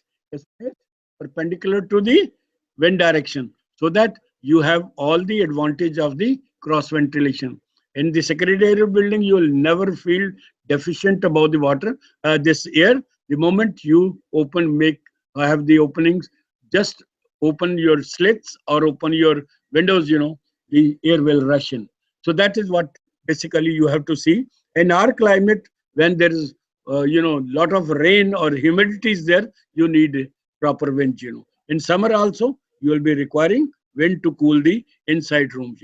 Soil is very important, because the soil has its own character, and you have to design the building on the soil, and you have to see its load bearing capacity, water retentivity, and naturally from structure point of view, higher the load bearing capacity, lesser will be the structural components, Otherwise, you will have to have different kind of those rafter foundation, pile foundation, etc. They will have to come in this. Topography, you will see that what is the slope, what is the level of the site, whether it's undulating, whether it's level. If the site is undulating, please do not level it. That's not like a green building, and anybody can level it, In fact, you have to consider the contour, and if there are too many contour, you have to plan along the contour, not across the contour. If you do across the contour, you will have to do a lot of cutting and filling, That's what it is. So this is very important, that if right in the initial stages, if you have a perfect survey plan, which gives you contour, that this is the site condition, and the site, the vegetation. So accordingly, you can plan this. And in case of, undulating site or a hilly area, you will always try to design across, not across, but along the contour, right? Then vegetation and natural feature. Please make sure all the trees which are existing on the site, they are preserved and they are retained. You'll say some tree comes right in the middle of the site. There's no problem. You can create a courtyard along that, and that tree will be there. If tree on the edge, you can design your building by giving just, a cutout on that side. So ultimately, your design proficiency will be not that how many trees you have cut in, It will be how you have been able to retain those trees, and you have made them integral part of this. So every good design will integrate, highlight and accentuate all the natural built environment. ये नहीं आपने टेढ़ा करना है या उसको fill earth low है तो उसको आपने you don't have to fill in, If it is a low lying area, you can use it for basement. Right? But you don't have to level it. You will respect the site, you will honor the site, you will honor the levels and design according to this, You've seen, in Chandigarh, if you go to the secretariat, there are two levels in which they have designed. All pedestrians are moving on the level area, and all the buildings, all the cars are moving at the minus around 5 or 6 meters. Why they did it? Because they never wanted the pedestrian to be in conflict with the, vehicular access. So they took the vehicle inside below, and they have put, all pedestrian pathway, and they've connected all the building. And whatever earth they were digging in, Otherwise, what we would have done, we would have dug the earth, and transported it here. No, they did not do this. They just collected that earth, and that geometric hill which is existing there, just next to the assembly building, or there's a tower of shadow, that was a level ground where they dumped all the earth, create a hillock, and create a feature of design feature as part of the design of the capital complex. This is how they do it, and they were able to not only, avoid the transportation cost, but also make use of that soil there is. And this I may tell you that the lake which is created in Chandigarh is not a natural lake. It is an artificial lake. This lake was created part of the Sukhna Cho.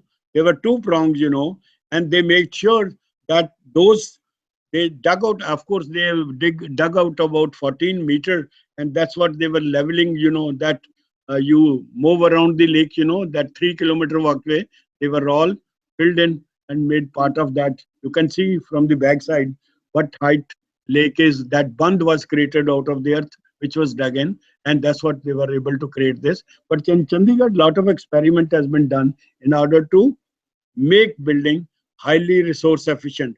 That's what they are trying to tell you, that you use the material in the natural form. If you use the material in the natural form, you will never require any maintenance, because nature has created the material like that.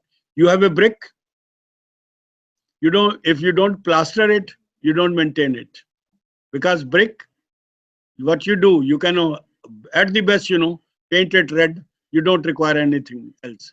But the moment you plaster it, then you have to paint. Then every 4 years, you have to paint it. In case of, these secretariat and assembly, all those building in capital complex, they are all made of concrete. But while making in concrete, casting concrete, on shuttering, they put oils. They put specific oils on the shuttering so that when the shuttering was taken off, the concrete had a very smooth curve. Even after 50, 55 years, no paint has been applied. They are all natural. You can think of what would have been the maintenance cost had those been painted and has those been, put any other color was put in. You could see the amount of cost that would have been there. And that's where, the green context remains. So this is how you are seeing, like you don't cut the trees, you make the building as integral part of the green, whatever exists therein. Then hydrology and precipitation, you have to see, what is the rainfall. But you have seen in the hill areas, all have a sloping roof. Why? Because the water should immediately go, or there is a snowfall, then snow should fall off. But in all now hill areas now, people are all putting the concrete and they are all flat building. But they are all heading for a disaster. This is not the way the nature has said, and the nature wants, that let's work out on looking at what is the, rainfall pattern so that you perfectly maintain it. But that also you look at, when is the humidity is too much, when it's too less, when it's dry, so that you accordingly cross ventilation, etc. Then infrastructure, you players have to see, that what is the infrastructure. You have to, what supply sewerage is there. So you don't have to select a site where some water supply is coming, line is not there, or you have to lay a fresh line, or sewerage line is not there. So you have to make sure that those things are existing.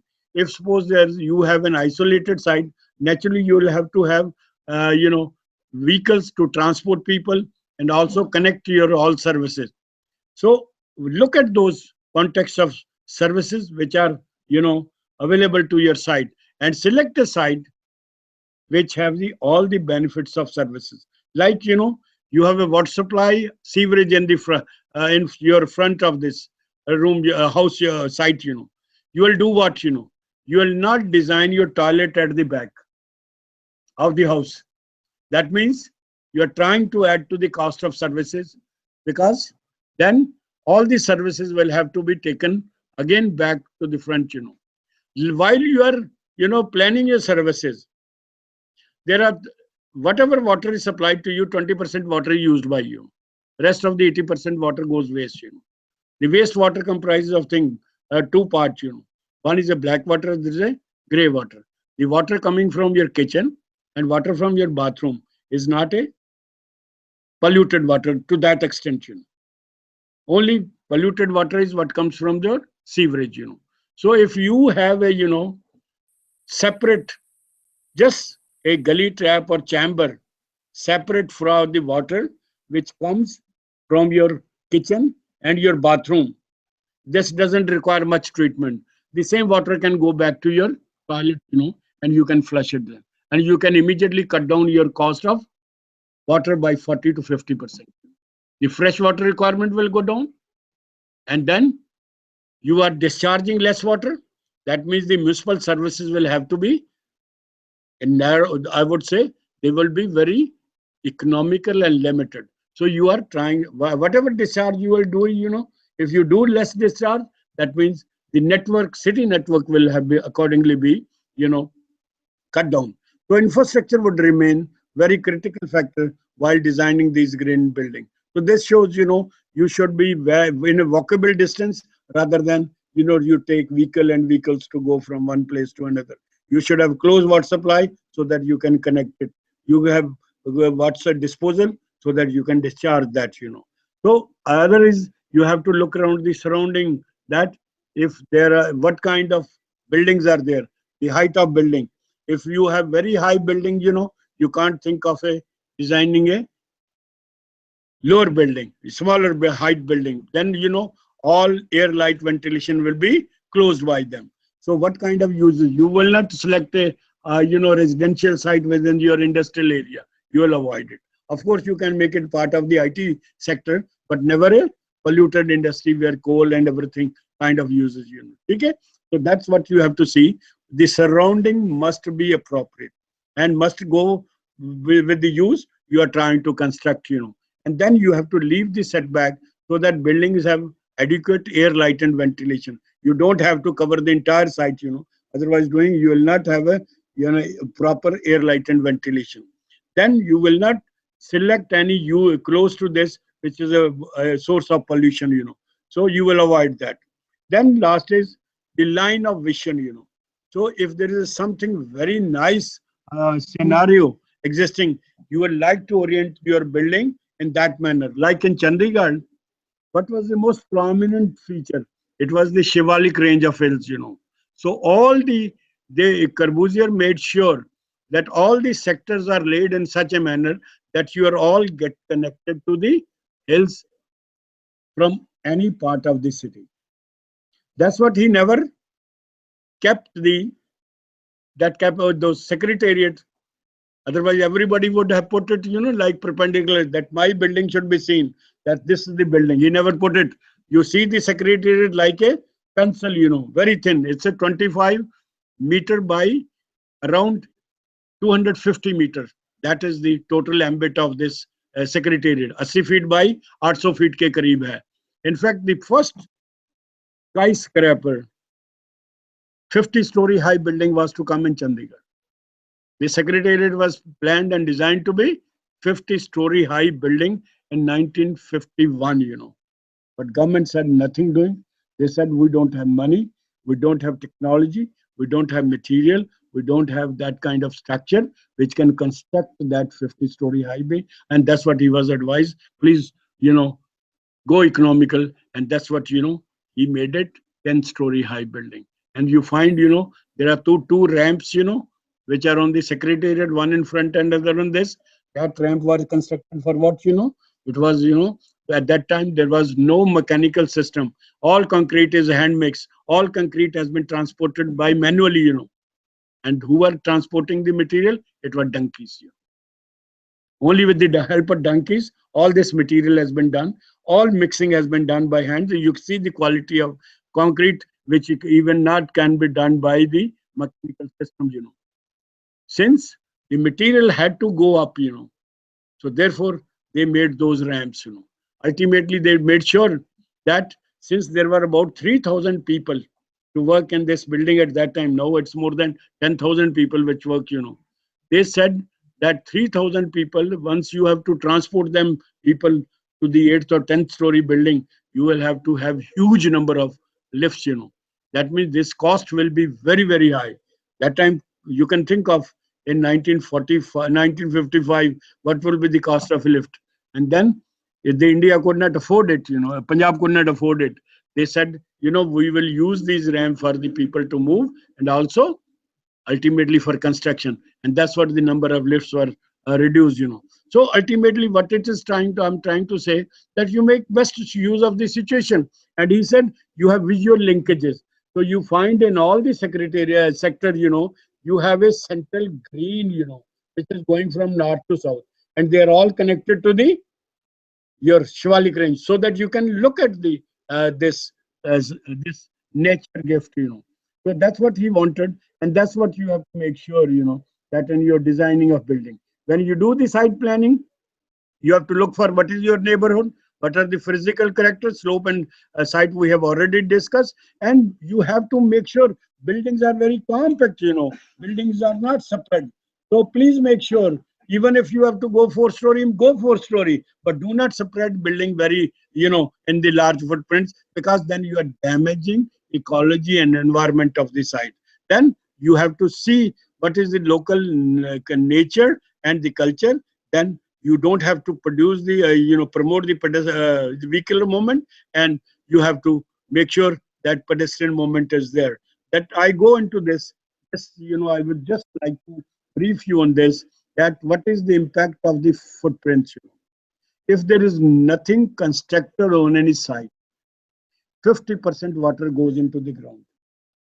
there is only 10% runoff, and rest 40% is by evaporation. That means that evaporation takes place, again condensation takes place and it becomes rain, So 90% water is used and rest only 10% is, you know, you have to take care. The moment you are covering 10 to 20% of a site, your discharge in the earth goes from 50 to 42%.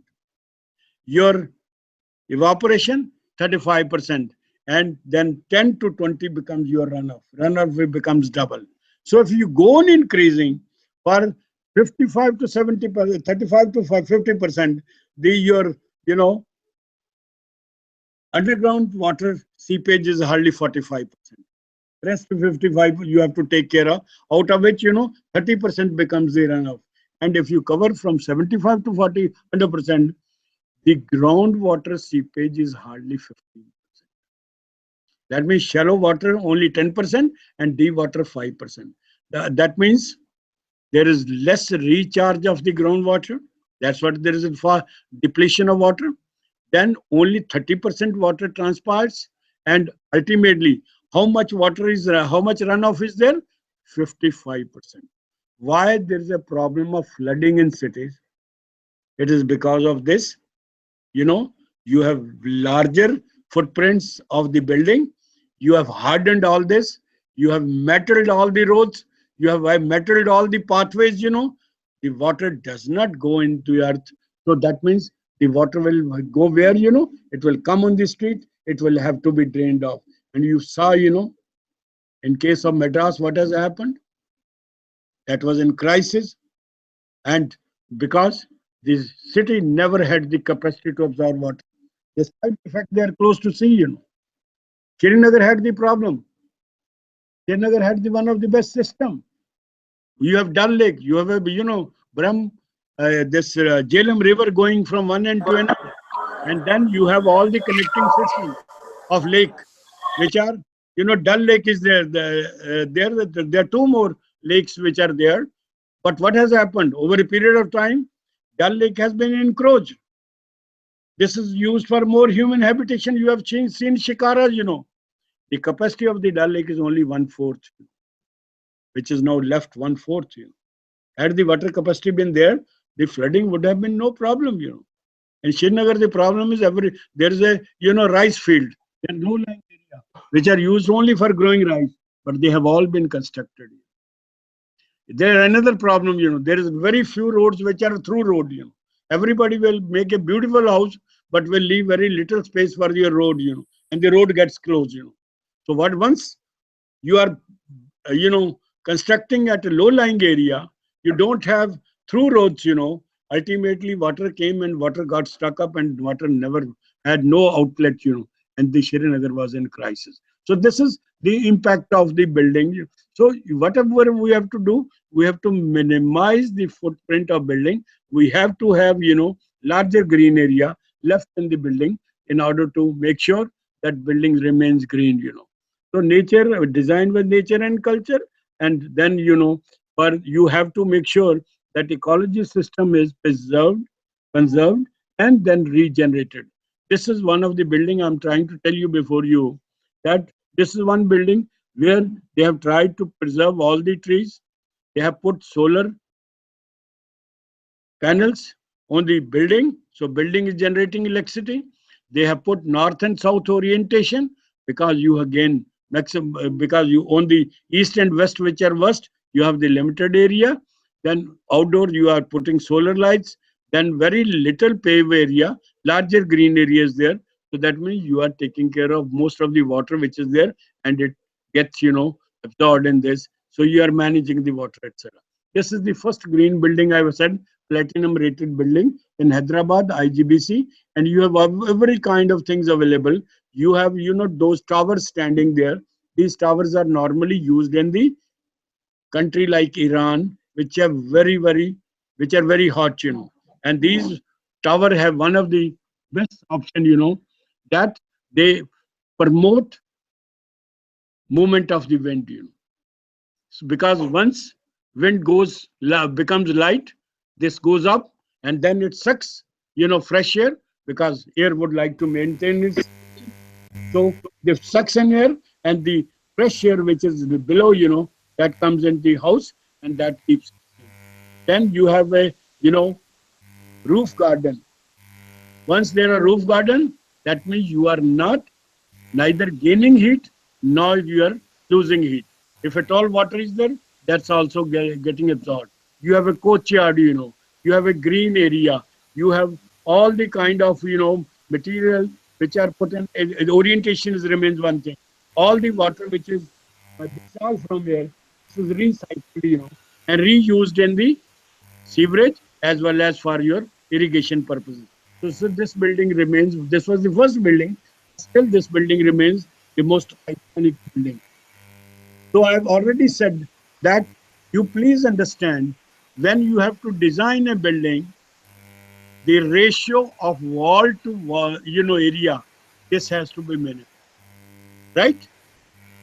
Longer the walls you have, more problem you are creating because you are gaining more heat, you are gaining, losing more heat. So larger the volume or area of walls, larger is the problem. So ultimately, your what is your funda? It is ratio of the wall to area should be minimum, or ratio of wall to volume should be minimum. Or you can think of if the building is becoming too big, make it double story, make it 3 story. So this will be one economical because the cost of building will be taken care of by foundation and the walls are raised, and then you have services, they are put one another and you. So number one remains one. I've tried to tell you for the same area, horizontal and different shapes are there. You will find which is the that remains more economical, and then you have to look for shading, orientation, wind direction, how to make use of this, how to put your building so that you have the optimum utilization of the sun as well as your, this wind, this building envelope. What I was talking to you, building envelope is what, the outside surface of the building, roof and walls. So this is very, very critical. Once you have done your designing of the site, then next comes, that becomes the architecture part. The entire static see is in the designing of the environment. So this is the first line of defense. This is the first segregation as well of line of defense for the indoor quality of air, because this is separates the natural environment from the man-made environment, and this will determine how your quality of indoor environment remains. So this building envelope basically regulates what happens inside. It protects against the undesirable external condition, carbon emission, pollution, climate change, everything, that, is taken care of, and air, light, ventilation, and, heating is also regulated by your this building envelope. So accordingly, you have to be very clear while designing the building envelope. Number one, you have done the orientation. Now we are coming to the building envelope. Please understand how the heat is lost and gained. 42% if this is uninsulated building. There's no insulation applied. 42% of the building is lost, or if at all is gained by it's through roof. So roof is the major culprit so far his heat gain and heat loss is concerned in a hot area. 24% are through walls, 10% through floors, and the rest 24% by windows and your, openable glazing. So this is how you manage your light, how you manage your wind. We were talking of the embodied energy cycle, and it said, that initially the embodied energy 15.7, 10.2 is the recurring one, and the 74% is there. So therefore, I think operating energy, you will take care of this in addition to the embodied energy, which is only both combined together is 1/4, rest 3/4 is your operational energy. You can make a building energy efficient by two methods here. Number one, you reduce the embodied energy. Secondly, you reduce the operational energy. You know how you can reduce the operational energy? That means you are using local material. Number one is the material, which constitute the majority component of the energy. So use local material. Steel is made for making steel. You consume and cement. You consume highest energy. So wood has a less embodied energy as compared to steel. This so, but you can't use wood all the time. Then you have to, if you have to reduce the, that means initial material you will have to select which are locally available, which in their manufacturing not much energy is used, so low energy. Or when there are waste is used, like in case of bricks you can use the fly ash bricks. You can aerated cement concrete, you can use it, because in aerated cement concrete, that's 8 inches. 8 inches by 8 inches by 16 inches. The weight is hardly 15 to 17 kg. It accounts for 10 bricks. A brick weigh around 3.5 kg. So against 35 kg, if you are using a concrete ACC this block, you are reducing the dead load. Number one. Number two, the construction pace is very quick. Then they're standardized. You require very little material to put it there. It's highly insulated. It takes care of the noise. It takes care of all the heat. And in addition, it saves you 1 inch of space. Against 9 inches wall, it is 1 8 inch. You can quickly lay down. You can cut down the cost itself. You don't have to plaster it. That itself has a textured thing. Instead of 9 inches wall, you can make 7.5 inches. आप पूछेंगे कैसे बनाएंगे? You know, you have 3 inches, 3 inches, 4.5, and 9 inches wall. You have three walls, three bricks, and then you have two bricks standing here. So that means 4.5 inches and 3 inches. So this wall is 7.5 inches, which is like a wall. But the next, you will do what? The three bricks will be here and two will be there, so that they become a solid mass. You have that method available, right? That method available, which cuts down the around 20% of the number of bricks. In addition, it gives a cavity, insulate your entire building. So therefore, I think you have to design your building which is enveloped, which is insulated. You have the major culprit, we said 24%. So windows are most difficult area to manage, because the way the windows are manufactured, we have only one glass here.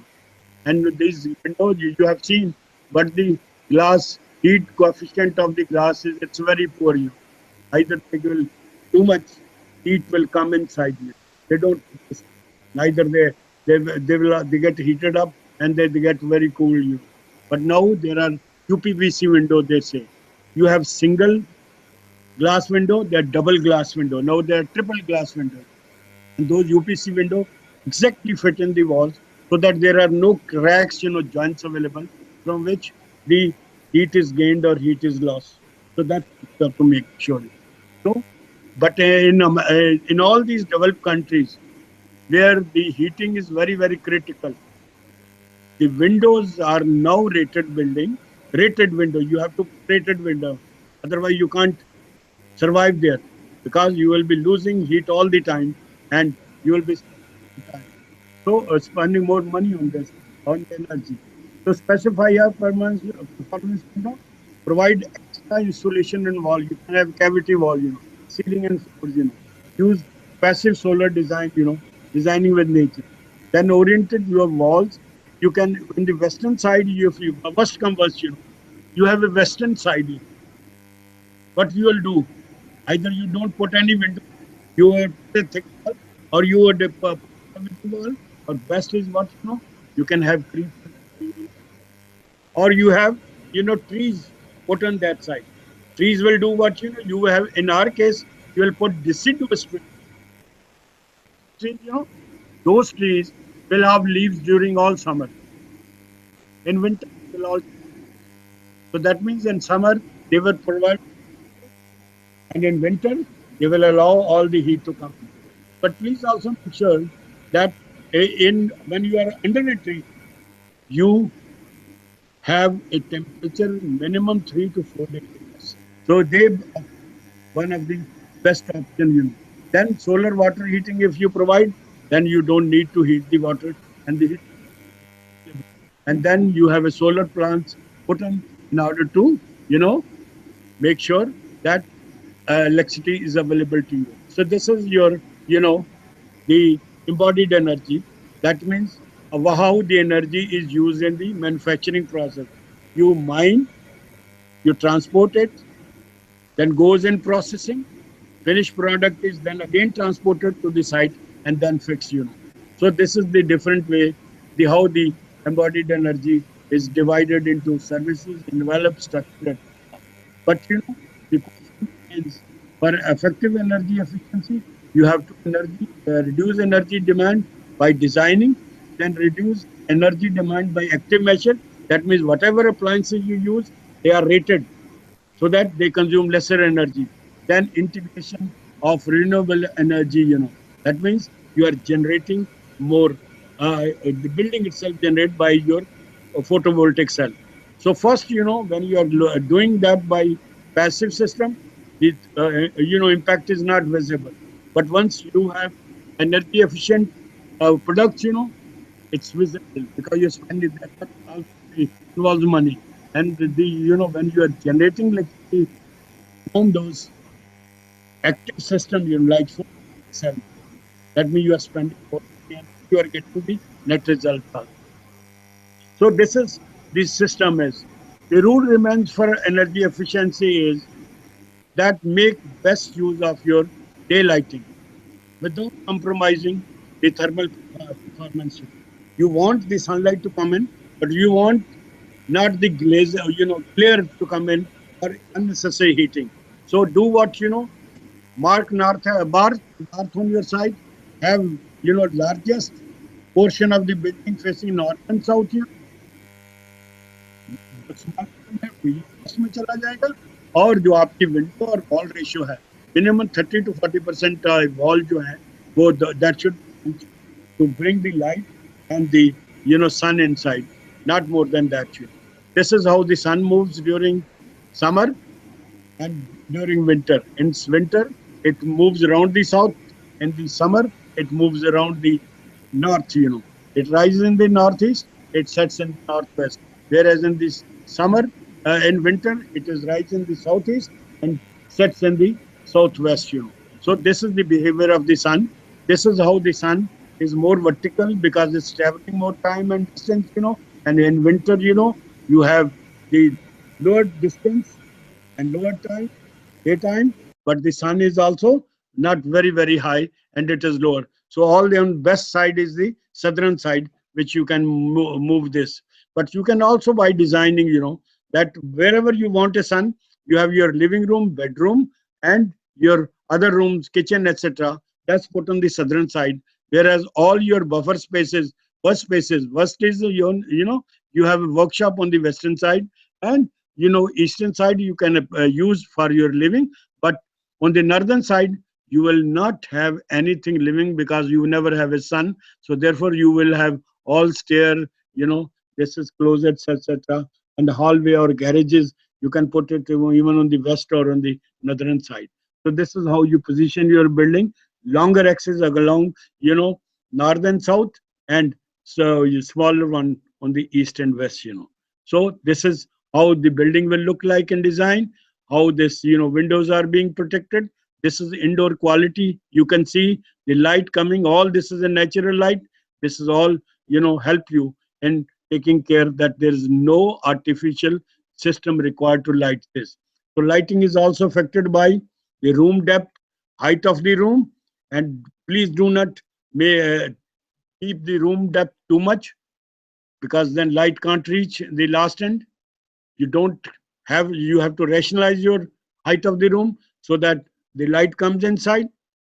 But if you fail, then you have to have the intelligent lighting system so that you reflect the light from this to go on the inner side. Light can come from roof itself. So there are different system of skylighting which you can use it for bringing light inside. You can see this building does not differentiate whether it's an open and closed, because this that roof has been used with the glass, and the heat, this light is coming in. Suppose you have a basement where you can't bring the light, then you have to have do what, harvest the sunlight. Where what is being done, pipes are being put in open, so you have light coming out on the top, and the light is brought in through those pipe like water, and you have the basement lighted, so that is another way of harvesting the sun or daylight. This is again those sunlight harvested in the building. This is the jalis we used to say in the olden time. They bring the light, but they also cut down the heat. This is the ancient traditional way of saying. This is the standards of lighting which you are required. Then you have to have ventilation. In ventilation, you have to make sure that windows are properly placed, and if there are multiple buildings, they are also placed in a proper manner so that you have enough, you know, circulation of air available to all these buildings. So you have to see in the plan, in elevation, all those, windows, so that you bring the air inside and make sure each and every part of the, room or building gets ventilated. Water efficiency remains another critical issue, and for that, we have to make sure that you have optimum utilization of water demand, then you have water efficient water system, and then ultimately you have recycled water, and you are sourcing water from the rain and then making that use for this year. For the optimum utilization of wastewater, first thing is I have to replace all WCs, which use 13 to 5, so 13 to 15 liters with the, system, this systems about 4 to 6. There are two now twins, 3 and 6 liters, Urinals, earlier they used to 7.5 to 11. Now there are waterless urinals, Faucet, there are 15 liters per of water per minute, but now there are low flow faucet, that's 2 liter. Now what they are doing, you have a simple mechanism available which you put on the fixture, which generates air. So that means the pressure is increased, but the quantum of water, is reduced. So you just putting with the simple kind of instrument right on your opening, and you'll find, the water requirement will immediately go down, and that's what now they are doing. And all, airplane, you have seen airport, this plane, they are using all air pressure in order to reduce the quantum of water, in the disposal of this. This was another way of, reducing the this flow surface water by minimizing your footprints of the building. These are the standards of public health amenities for water supply, sewerage, solid waste management, and then your traffic and transportation, street lighting, etc., in order to make the green, and they are to be achieved in the provision of amenity and services. Landscaping remains another critical issue because landscape consume a lot of water. Your grass, when you put grass, that grass requires a lot of water.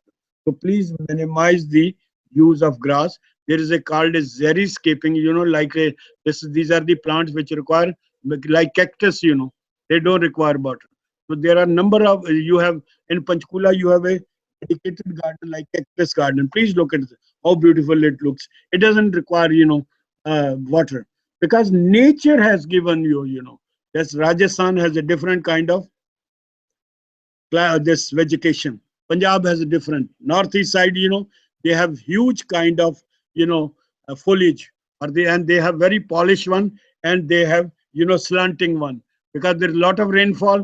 They don't want the rain to be on the plants, otherwise, leaf will get all degenerate. So the water must flow immediately. So they have thick kind of, all plantation going on. In our side, all where there is less water, there will be always less leaves, for the reason leaves absorb water and also transpires water. So all these thorns, ये कांटे जो होते हैं, basically they act like a water, the breathing के लिए, plants के लिए. So nature ने कहा, so ultimately xeriscaping is one of the option. You see, still you can have good landscaping, but this doesn't require water. Wherever you require water, I think you can do what, जो आपके sewerage से निकल रहा है, जो आपकी सो kitchen या bathroom से है, that water directly can be used for your, except, sewerage से जो डब्ल्यूसी से निकलता है, उसको यूज नहीं करेंगे. But there is another method, iconic method कहते हैं. उसमें क्या करते हैं, देयर आर प्लांट बेड, उसके अंदर आप सीवर को डालते जाइए और वो जितना लंबा होगा वो प्लांट ही खुद जो है ना उसके बीओडी को ये मैनेज करते रहेंगे. And by the time the water comes out, the water is pure. You don't have to treat anything, They are only beds. अगर कहीं जरूरत हुई तो हम दिखाएंगे आपको. They are the most efficient and most economical and most natural way, That water again can be recirculated and can be used, So this is, you have to reduce the hard surfaces, और even जो आपने जो payment भी use करनी है उसके अंदर भी अगर होल्ड कर देंगे तो at least water can go into that. But only thing is pave minimum area and maintain the green area. So this is again kind of landscape, You have a hard area, but you have much more green area. This is for, this will, reduce the impact of sun on this. Then this is the other method remains, use of low flow flush toilet, waterless urinal, sensor controlled taps for wash basin, and then water conservation system to minimize this. You have rainwater harvesting, you have recycling of the grey water. That is what will be required to minimize the water. So this is rating of the system. पहले 5 था, अब ये American किया है. Now they have 1.28 gallons का कर दिया. Water rating में भी कर दिया, अप टू 5 स्टार है. तो ये उन्होंने पूरे इवन बताया है कैसे, how the water is use, goes maximum in the toilet 26%, and then you have, for that, for bathing, etc. So this, I think, agar aap, if you put those efficient fixture, you can straightway cut down your water requirement to 30 to 40%. So these are another one. These are basically toilets, these WCs, which, and the faucets, which reduce your water consumption. This is your rainwater harvesting. This is, now there are very compact sewerage treatment plant available. You can put in the building itself, in the large, like, you have very huge building, lot of water is being generated, or you have a very big campus, like you have a university, like this Knitter is there. Knitter has huge water demand. They can put their own sewerage treatment plant, and that can be very compact and very simple. They can be, they can install it here, and then the same water can be used, and this can be a very efficient system of water management. Water metering will be critical because to understand how much water is being consumed, Indoor air quality was another issue which was I supposed to deal, I think indoor air quality we was dealing in partly, but indoor air quality remains one of the most critical element, because ventilation ventilation is the most important thing in order to keep you healthy. You must have a fresh air. You must have, air inhaled by you, which is pure and which is, you know, having enough oxygen. And where the air is imputed, these materials, this furniture, the paints, what has gone into the making of this building, all these heat, these fixture, they are there. And if at all there is a carpet, they were all impact your indoor quality. So please, if I said building is always breathing you, because these all material which are there, they are reacting with air, and they, whatever, chemicals or whatever they are exiting, they are being added to the air inside. So if you have a paint which a high VOC, that means those chemical will be reacting with the air, and they will be poisoning this, and we will be inhaling this. So ultimately, when you have to make sure that the indoor air quality remains very good, make sure that the paint you use here, the material, the furniture you use, here, if you put a paint here, if this is painted, where buy a paint which have high, chemicals, high VOC, that means they will always be a problem for you. So this is what you have to see. Ultimately, for indoor air quality, all the material which goes into the construction of buildings should be non-toxic. Number two, all furniture, all the paints, all the finishes which are done, all the wood used, or all the furniture here that is used, that should not be radiating something, which should pollute the environment. अब इसमें गद्दे लगे हुए हैं. If what we don't know what he has filled inside. If he is trying to make it very beautiful, this cloth can have a problem. Cloth की finish हुई है. So if the finish is, with some chemicals, what will happen? This will become a source of pollution for us. So therefore, any wood, you have now used a wood, we have blackened it. With what color we have done it? Because koi bhi, no contractor will like to, because a low VOC is a green product means it's costly, right? Because all other things, normal system में, वो जो आप specialize करेंगे, it will become expensive. You won't like to use it, Ultimately, what happens, this becomes integral part of your indoor, and that means this air is reacting with this all the time. चाहे आप यहाँ है या नहीं है, all the night, the air is reacting and it's polluting. If it's pollutant, it's polluting, In the morning when you come, already you are in an unhealthy environment, and that's what, makes you sick. So this is very important, indoor air quality, Indoor air quality is essential for ensuring quality in workspaces, for reduction in fatigue, and tiredness of occupant, and then to make you healthy and promote your, health and performance. People themselves are the major.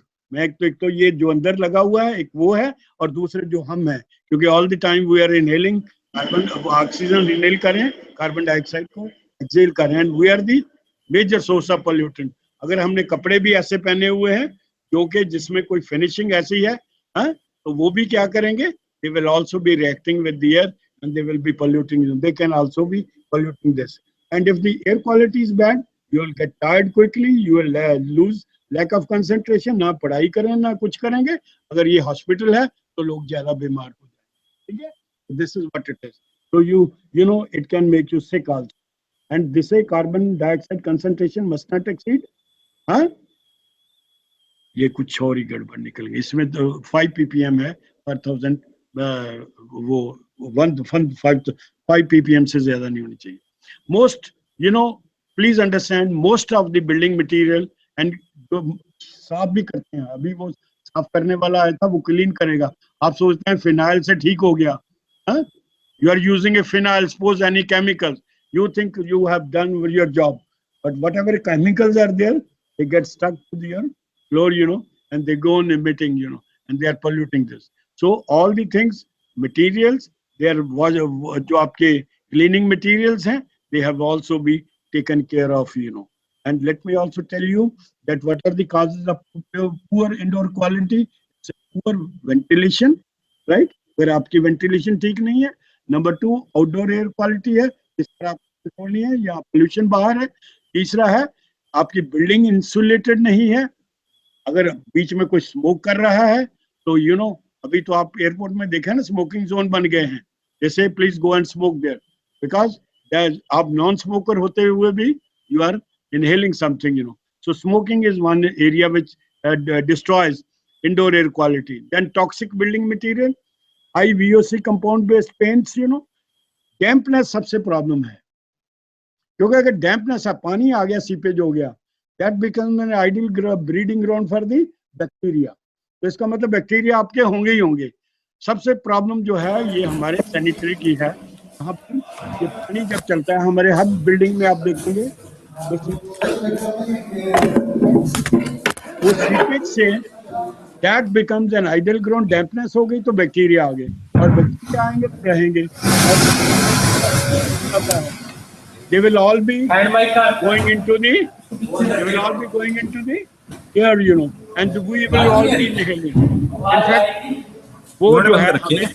बीमार करने में, they will be, you know, they will be very helpful in हाँ। making us sick. Then poor lighting. अगर जिस कमरे में lighting भी नहीं है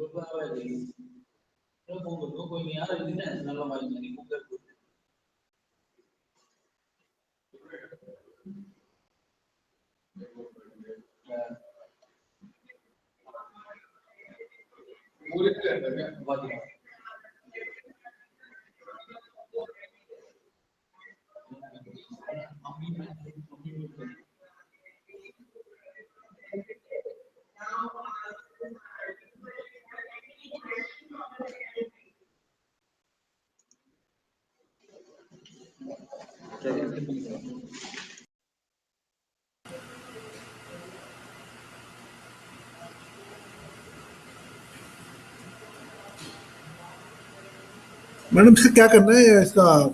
ये बंद कर दूँ, चलाना क्या करना है इसका? ये चल रहा है यहाँ पे, हमारा मूव प्रोजेक्टर चल रहा है यहाँ पे।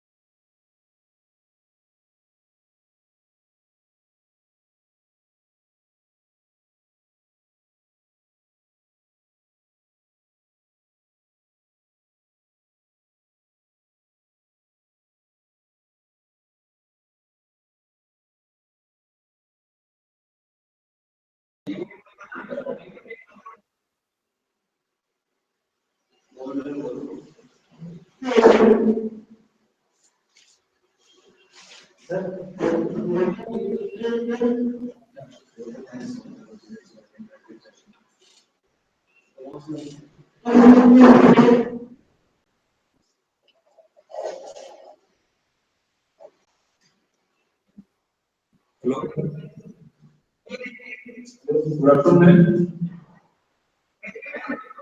It was very interesting session for it will be very beneficial for future or green techniques for sustainable sessions.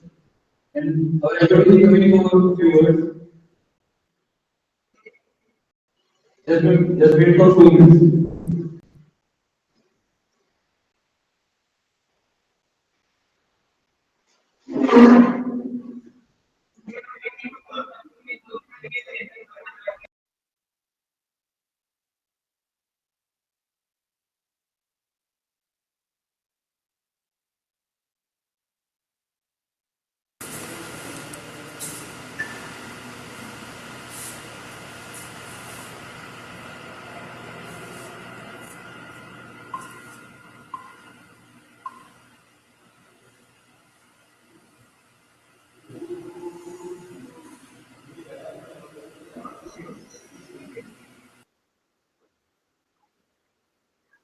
Hello. Hello, is it audible?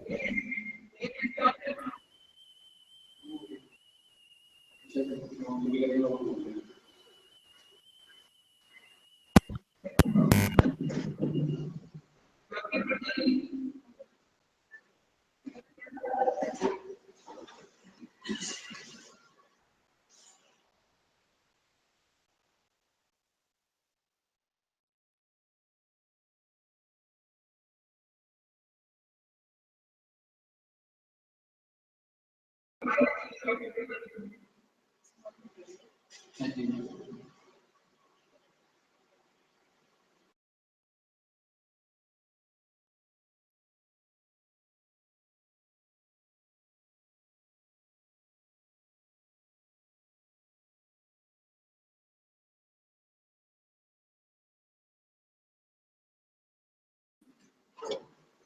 Hello. Good afternoon. Am I audible? Yeah. I would like to thank Analytical PR for holding such a beautiful program on green techniques for sustainable construction. We all agree that sustainability is the point which is being talked about everywhere, but it is understood very little. So these kind of programs will definitely help in understanding sustainability in a better perspective. And thank you for taking MMU as a goal center for this shorter course. The course was very much beneficial, and I hope that all the participants must have learned a lot of things regarding sustainable construction. Thank you.